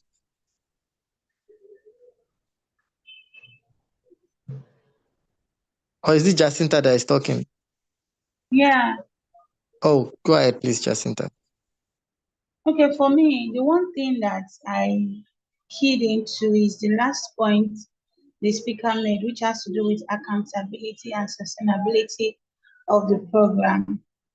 whatever one is doing, like from what she said, if we have people that would move ahead with the program even when we are not there, that is what gives the program life, and that is what will continue to sustain the program. Because if accountability and sustainability of anything we are doing is not there, definitely there is no progress, or there is no progress in such a program. Thank you so much, sir.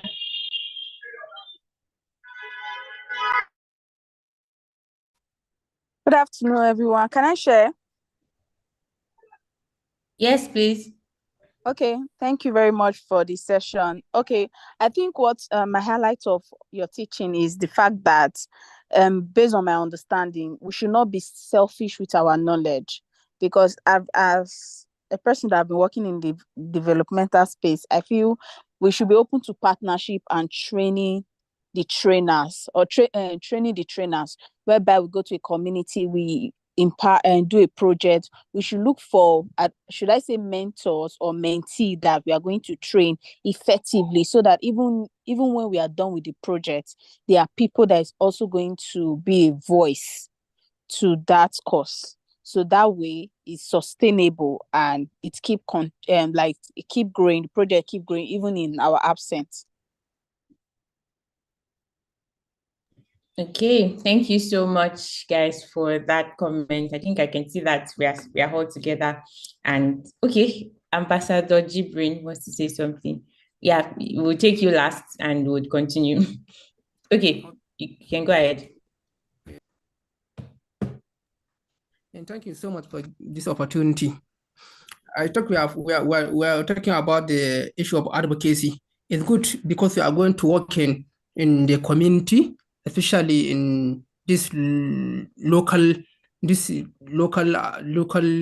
community. We are dealing with different people and different mindset. When you go to community, try to know what are this community doing, especially look for their social and look for their traditional, so that you can follow them. When you go to community, meet the traditional leaders, religious leaders, and other stakeholders of the community, so that they can guide you on what you are going to advocacy, especially when we are talking about the FGM, or talking about the family planning, or we are talking about the issue of sexual health reproductive. Because when you are dealing with community, you know how we are going to target with them, how we are going to deal with them. You know people who are going to deal with them. I'd give it this advice, because most of people, when they go to community for advocacy, they try to make the shine about what they are doing advocacy about that, because you don't meet the right people.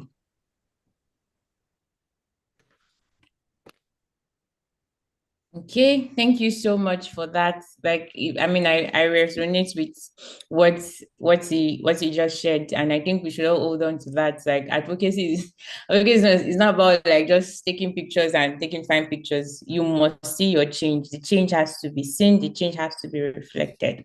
Thank you so much, guys, for your comments. I would continue now. Okay, do we have time to accommodate that? Joseph, whatever you say, I would do. Yeah, please, you can go ahead with our question. Okay. Okay, I said I have something to say from what she asked. Yeah, please go ahead. Okay, what really resonates with me is, collaboration and partnership, as well as sustainability. It's needful that when I'm, advocating for something, I need to work with others, maybe others that have been more exposed in that area, so that, I can be taught and mentored well. And also sustainability. I've come to realize that community sustainability is very important in any project I have to do, because when I leave, it's actually the community residents that are there. If I'm able to bring in community sustainability, that means the community themselves buy into my vision and my project.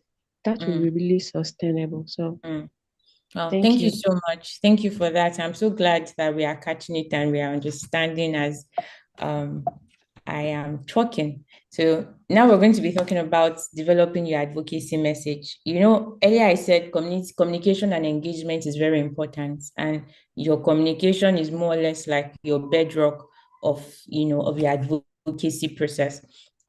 So while developing your advocacy messages, I just decided to run this by just telling us the key questions you should ask yourself just to explain this. So one key area you should think about, and as we're talking about this, I want us to, be responding to it personally. So, I asked earlier that what are those areas that we want to work on, and amazing stuff I'm seeing in the chat box on teenage pregnancy, menstrual hygiene, FGM. So now we're going to now take it further. So we're going to be breaking it down bit by bit, because we want to kind of have like our draft advocacy message. Yeah. So first thing you need to think about is, what is the issue, of which some of you have started thinking about in the chat box. So what specific SRHR issues are you addressing? So for you, could it be around limited access to contraceptives for adolescents? And I want us to think about it this way. Don't just say teenage pregnancy. What about teenage pregnancy? Is it the high prevalence of teenage pregnancy? Is it the fact that parents accept? Is it the fact that parents are willing to marry their girl child off because of teenage pregnancy? Or is it a matter of teenage pregnant mothers do not have, access to antenatal care services and postnatal care services? Or is it a matter of, when they go to the healthcare centers, they are being faced with a lot of stigma and discrimination in accessing healthcare services that's supposed to be for everybody? So you can see that under that one umbrella issue, teenage pregnancy, there are a lot of other issues under it.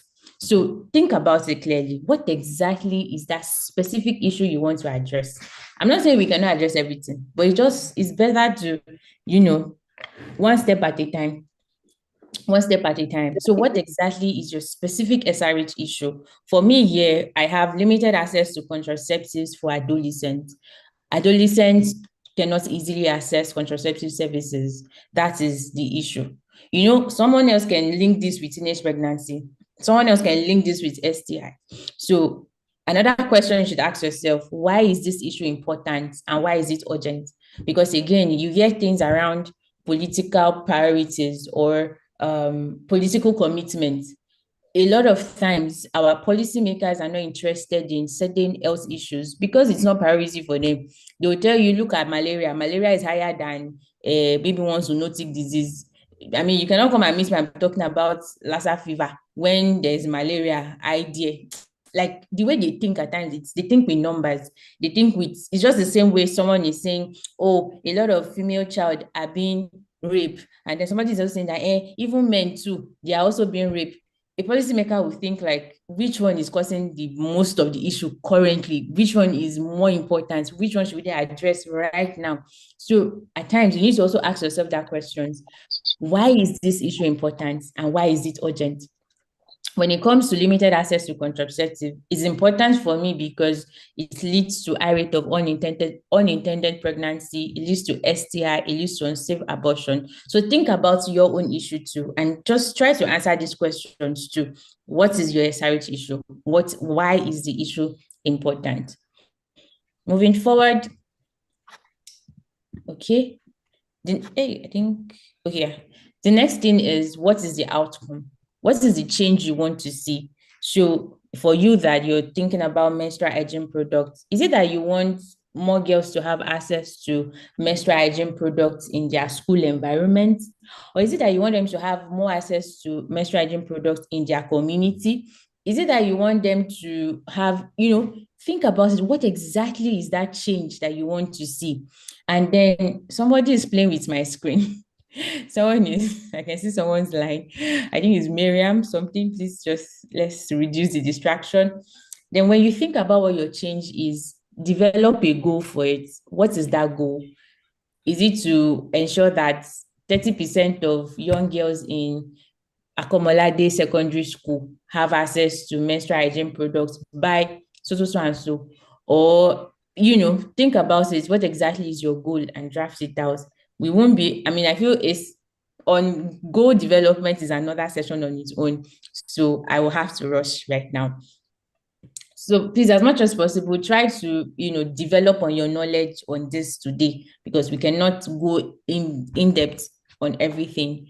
Also, you ask yourself, what is the message? What is the key message you want your audience to get? So by the time you're talking about what you're talking about, what is that key message you want them to get? What emotions do you want them to feel? Do you want them to feel empathy? Do you want them to feel urgency? Do you want them to be happy? Do you want them to see that, myself, I'm responsible for this thing? Because the emotions you want would also determine how you will craft your messaging. So we cannot use our public health English to come and be crafting some advocacy messages, because you know that you want emotions to be in what you're saying. And that's why you realize that in a team of, of advocacy people, you will see a communication specialist there, you would see, the public health person there, you would see a programmer there, you will see an advocate there, because we are all working together to achieve that goal. So if God has now blessed you, you have that communication skills, you know how to recraft a messaging, God has helped you. Just ask yourself, what exactly is that emotions, and how do you want your message to speak to that particular emotions, and ensure that your message is clear and straightforward. Very clear, very actionable, and very straightforward. Also on evidence too. What evidence supports your messaging? Are there data out there that speaks to the particular issue? Are there studies? Are there even personal stories? Because at times you realize that it's not like one NDHS has a data saying 20% of young girls in Nigeria are going through this. Sometimes it's just the personal stories of people, and those stories are enough. 5 girls talking about how it is hard for them to get menstrual hygiene pads.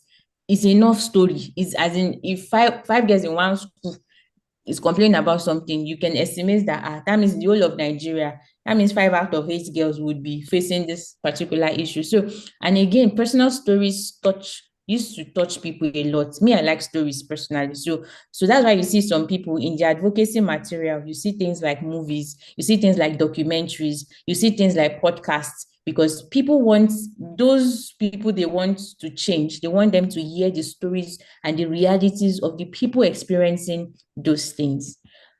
Okay, moving very fast. Please be asking yourself these questions and be jotting it down. Then you ask yourself, what actions do you want the audience to take? What exactly is your key ask? What exactly do you want? What's the change you're trying to achieve? I think I skipped a slide. Okay, I didn't. Okay. What actions do you want them to take? What is your key ask? So in a situation where you're probably working with policymakers, is it that you want them to pass a law? Or is it that you want them to stop a bill? It's just like when Gambia, when they said they want to revoke the law against female genital mutilation, it was an advocacy effort that was targeted at policymakers. You cannot do it. That bill must not go anywhere. You get. In another situation, is it that you want healthcare providers to start offering youth-friendly services to adolescents? Is it that you want Ministry of Education to include menstrual hygiene in their curriculum? Is it that you want, it could be even for parents. Is it that you want parents and community leaders to start educating their children on sexual education and contraceptive access? Think about your audience, your primary audience, the people you really want them to effect a particular change, and ask yourself, what exactly do I want from this person? What exactly do I want this person to do for me? So that is your key action. Then your delivery method. How do you want to deliver this message? And when you're thinking about the channel for delivery, think about your audience, their demographic characteristics. How do they receive information best? Think about it. Okay, does the governor literally watch news? Like, let me think about it. Does the governor really used to watch news? How many, is it right the governor wants to watch or channels television or Arise? Think about it. Okay, the person I want to speak to, what means of communication speaks more to this person? Also ask yourself, what is my goal? What is the nature of my messaging? Do I want it to sound sensitive, personal, broad? All these things will determine how you want to deliver your message. So if you feel like this is a very sensitive issue and you want the governor to understand that it's very serious, you can say, okay, you're going to maybe schedule a visit with the governor, and you send a letter ahead, maybe like 6 months ahead of the time you want to go and visit them, so they can slot you inside the schedule. And another thing is, these things are very possible, because at times we feel like the people that are high up there, we cannot reach them. No, don't think like that. You can reach them. Honestly, you just never know. You can actually reach them. So if you feel like, okay, this person, I want to talk to this person personally about this issue. I have my data, I have my facts right, I have my messaging right. Keep shooting the letters if you feel like it's a personal meeting that will do it with the governor. Or if you feel like, okay, maybe if I go through the wife of the governor, it will be better. Just go ahead and do it. So think about how you want your message to be delivered. And while thinking about it, to think about the cost. How much will it cost you? What's your budget? What's your advocacy budget? So don't go and do, because there's no way you're going to see the governor. You will go with something to say, thank you, sir, for visiting us. Even if it's not like he needs it, but just, I mean, it's just courtesy, right?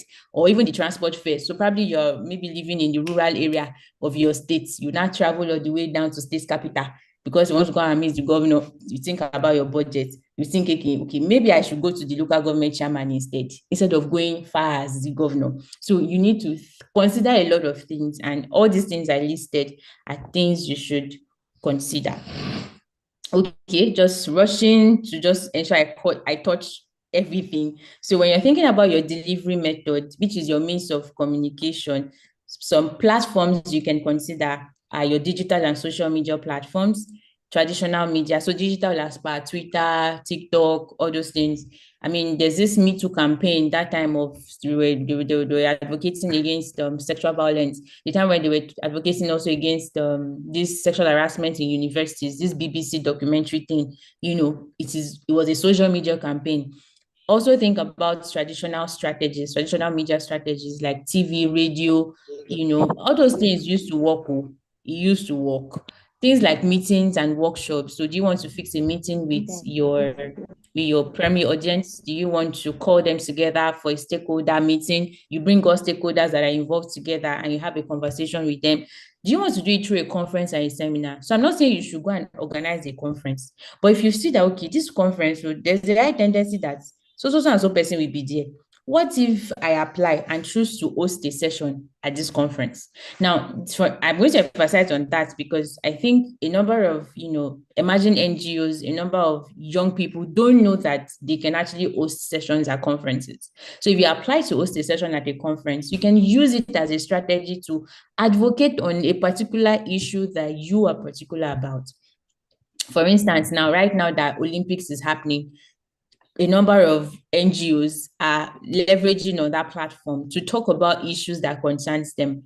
Hashtag Olympic. They'll just put it beside the Olympic and they're this thing. So why everybody, because the whole world is buzzing about Olympics, hashtags on Paris is literally just going everywhere. So it is like an opportunity for people to host some social media campaigns to talk about their issues, and they'll put the hashtag Olympics. They can even put the logo safe there. They're also supporting and promoting Olympics too. And at the same time, they are also advocating for their cause. So please, let's try as much as possible to be innovative and think really wide when we are thinking about our advocacy and the platforms we want to employ. When you're thinking about your advocacy materials, think about flyers and brochures, posters, banners, fact sheets. Fact sheets will contain like all the information, maybe the statistics and all that. For instance, now, if you're going to go and see someone like the governor, you have to go with a policy brief. If you want to maybe meet with press, if you want to have like a press conference on your issue, you have to have a fact sheet on your table. Those fact sheets is what you give to the pressmen that are there. So they are saying the facts, they are saying what you're advocating on. So they can ask you questions leading to all those things. Oh my God, this is good. We still have, okay, I think my time is up and there's a lot of things to talk about on this issue, but I will continue. Please, Mr. Joseph, let me know when you need me to just stop. I'll rush myself, say the next 10 minutes, if I can get extra 10 minutes. So things like online petitions. Okay, things like online petitions. I know that some of us used to receive some mails where they will tell you, sign, you to commit to this, sign this. Those are online petitions. It could also be like that. And it could be a merchandise. You can just choose that, okay, you and your friends, you're going to work in this community every day. And on your clothes, it will be say no to sexual violence. Okay. For instance, there's a particular project we're implementing in my organization, and in Ogun State, we worked with this group of young girls. We were more like a community safe space, and they talked about how they wanted to advocate against sexual violence in their community. And they came together, they said they were going to work in their community. The fact that those people in Ibafo, they were seeing small children walking on the road, shouting no to sexual harassment, it caught their attention. And people started asking questions that, what should we do? What should we not do? Things like that. So there's power in numbers, and there's power in working with all this. So next is testing your barrier. So when you think about your message, you need to be sure if people understand the message. So you run a pre-test. You also have to ask yourself, what are the barriers that might hinder these people from understanding my messaging? So if it is a language barrier, you have to speak in the language they will understand. If it is a cultural barrier, maybe they don't want a particular word, you need to tweak it so that the word will speak to what you understand. So for instance, now, if you're talking with private sector experts, it's better for you not to say things like family planning. They will not think it's like that. If you tell them things like life planning, it will make more sense to them. So you see, again, for a private sector personnel, what will speak to that person is not the word family planning, but if you say life planning, it will speak more to the person, and the person might want to buy into your course or probably invest in what you're doing. Then also you need to ask yourself, how do you want to measure the impact of your messaging? Okay, running. I have some sample messaging here.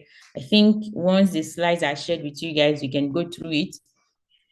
Then also on advocacy tactics, you can just read up more on this to understand better on lobbying, public demonstrations, media campaigns, collaborations, and partnerships. Now to the key leadership skills and competences. I think I just have one slide on that just to make it fast. So as a leader in SRHR, you need to have certain skills. And one of it is you have to be a visionary, like your strategic thinking has to be very high. You should be very futuristic in your thinking. You should not just think about, okay, if I do this now, this is what we achieve today. You need to think about the today, the tomorrow, the next year, and like 5 years ahead. You need to be very visionary, and you need to be very strategic in your thinking. Also, effective communication skills is very important for you as a leader. Beyond, we have a lot of people that can talk, but we don't have a lot of people that can write. So you have to be able to understand how to read, how to write, how to listen. Because as a leader, you cannot be the only one talking. You have to listen, because in listening, you understand the realities of the people you're working with. Also, lobbying, negotiation, when you're having conversations with political leaders, even with community, even with traditional leaders, they will carry you to Sokoto, you bring them back again to Yobe, that, okay, no, it's not like this. So these skills are very essential when you're having conversations with your stakeholders. Also, coalition building. When we're talking about you want to gather a group of people together to achieve a common cause, you need to understand how can you manage those stakeholders? Because again, stakeholders, their needs and their priorities differ. The priority of a media personnel, it might not be the priority of a community leader, but you need to understand, how do you speak to your stakeholders? How do you ensure that we are all working together? You manage that group of people. It's also important. Also, conflict resolution, because there's no way you'll be working in a team or with a group of people that there won't be conflict. So you as the leader, you need to understand, how do you solve some of these differences? Also, teamwork. You cannot do it alone. It's not possible. You need to work with people, and you also need to be someone who likes to work with people. I hear a lot of times that a lot of young people prefer to work on their, like, no, I'm better by myself. I like to work by myself. It does not use to help anybody. So teamwork is very important. Also, you have to have a data-driven eye. You need to be someone, you see numbers and you can immediately think insights. You can think, what does this number mean? What is this number telling? What is this number speaking towards? Also, cultural competence. You have to be someone that understands the culture of people and you're willing to accommodate them irrespective of their culture. So, for instance, I can see that on this group now, we have Yorubas, we have Hausas, we have Igbos on this call. Because of that, anytime I speak a Yoruba word, immediately I say the English, because I understand that I'm not just because I'm Yoruba does not mean it's only Yoruba that will be speaking. No, I have to be well aware of every other person. Also, transparency and accountability. As a leader, for instance, if you receive funds to run an advocacy project, everybody needs to know how much. Everybody in your team should understand, okay, this is how much we have, and this money, this is how we're going to use it, and should give people feedback.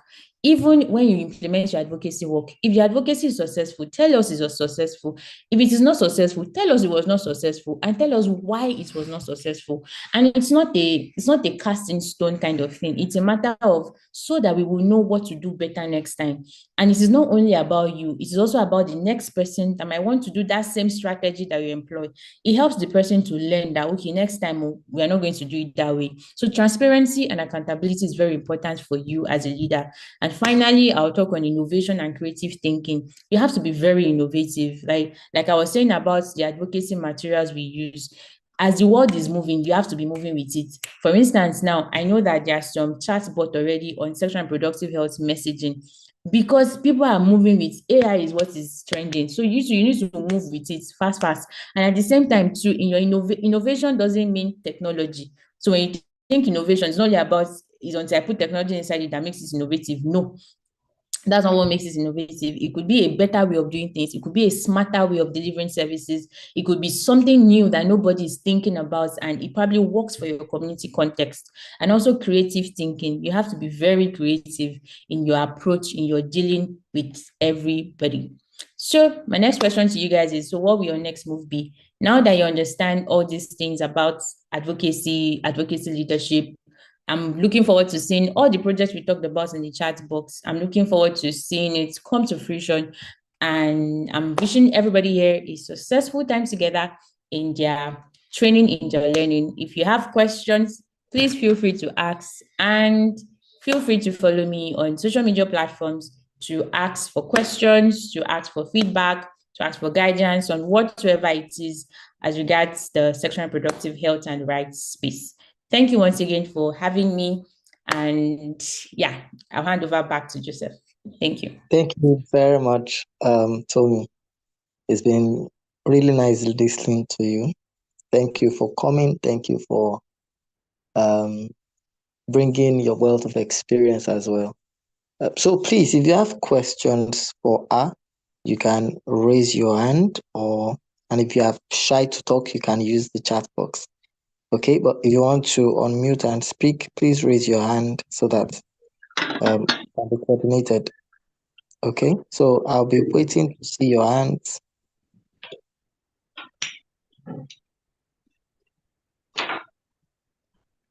Okay, so, I'm seeing a question.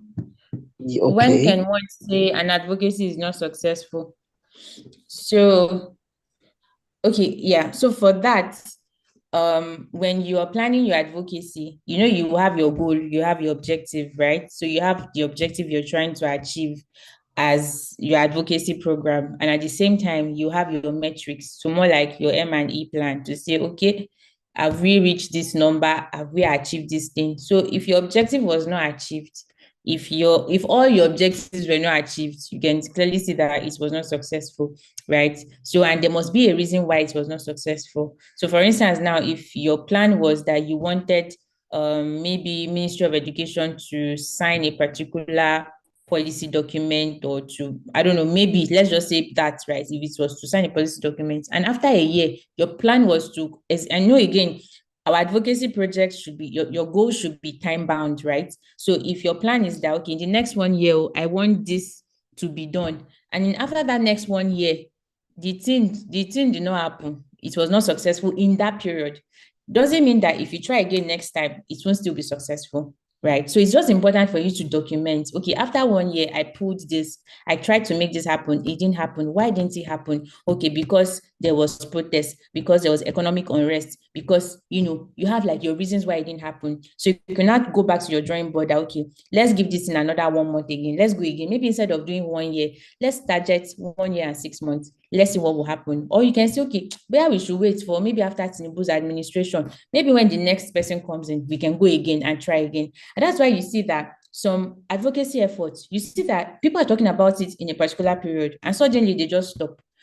Another time again, you see them talking about it again because they are being strategic and they are thinking about it. For instance, now there's this personal thing we do, like in my office. There are certain things we don't push for when it's time for election, because in our head we already know that the power can change, and once the power changes, it might be hard for that thing to be effected. So we'll better wait for when the power change, then we now go for it and then we advocate for it. So that person will be thinking, okay, at least I have the next 4 years to run with this. But if you go towards the end of, say, maybe 6 months in office, the person will just be approving things anyhow, and the next person can come back and dispel that particular thing.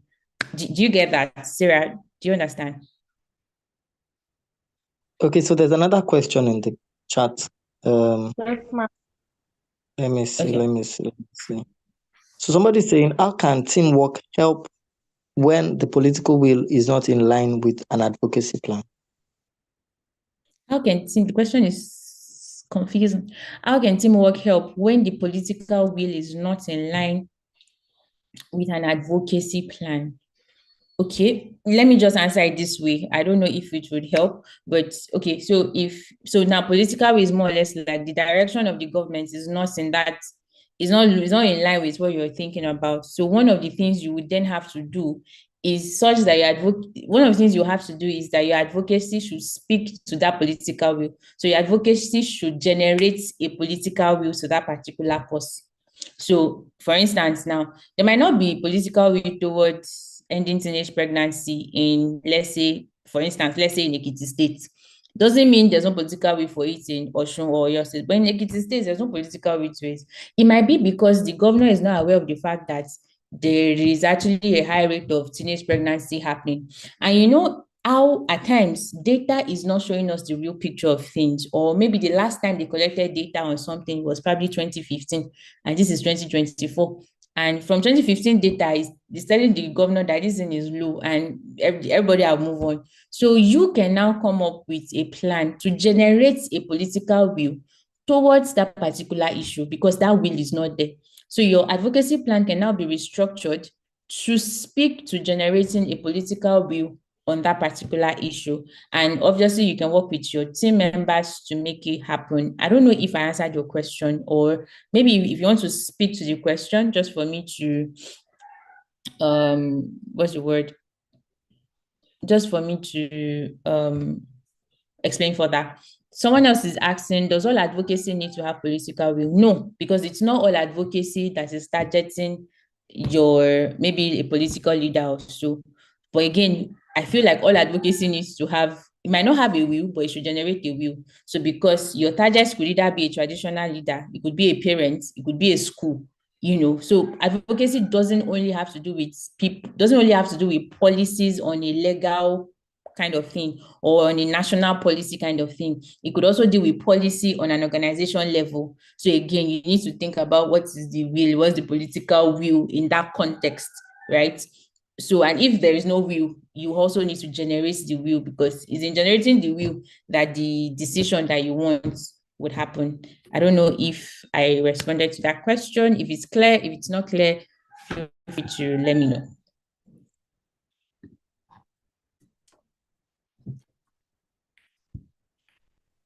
All right, thank you very much, Tommy, for your time. And I believe all questions have been answered intelligently. I'm not sure anybody has any other thing to say or ask. So again, thank you for coming. Thank you for being very, very detailed and patient. It's been really nice learning from you. And I believe that all our advocates are also saying the same thing. So I'm saying their mind. All right. Thank you very much. We are grateful to have you. Okay. So yes, that being said, we're wrapping up this session. Please, the concluding session for this masterclass series will be happening by 8 p.m. tonight. Do well to be available. Do not miss that session. Would definitely share a link for attendance at that time. But like I told you earlier, attendance has been taken from the back end. I know each and everyone that is on this call, everyone that came for this session, your name has been taken down, and we know all of you. So, but tonight we'll share a link for attendance so that your mind can be at rest. Okay. Thank you everyone for joining. See you by 8 p.m. Have enjoyed the rest of your day. Okay, bye. Bye.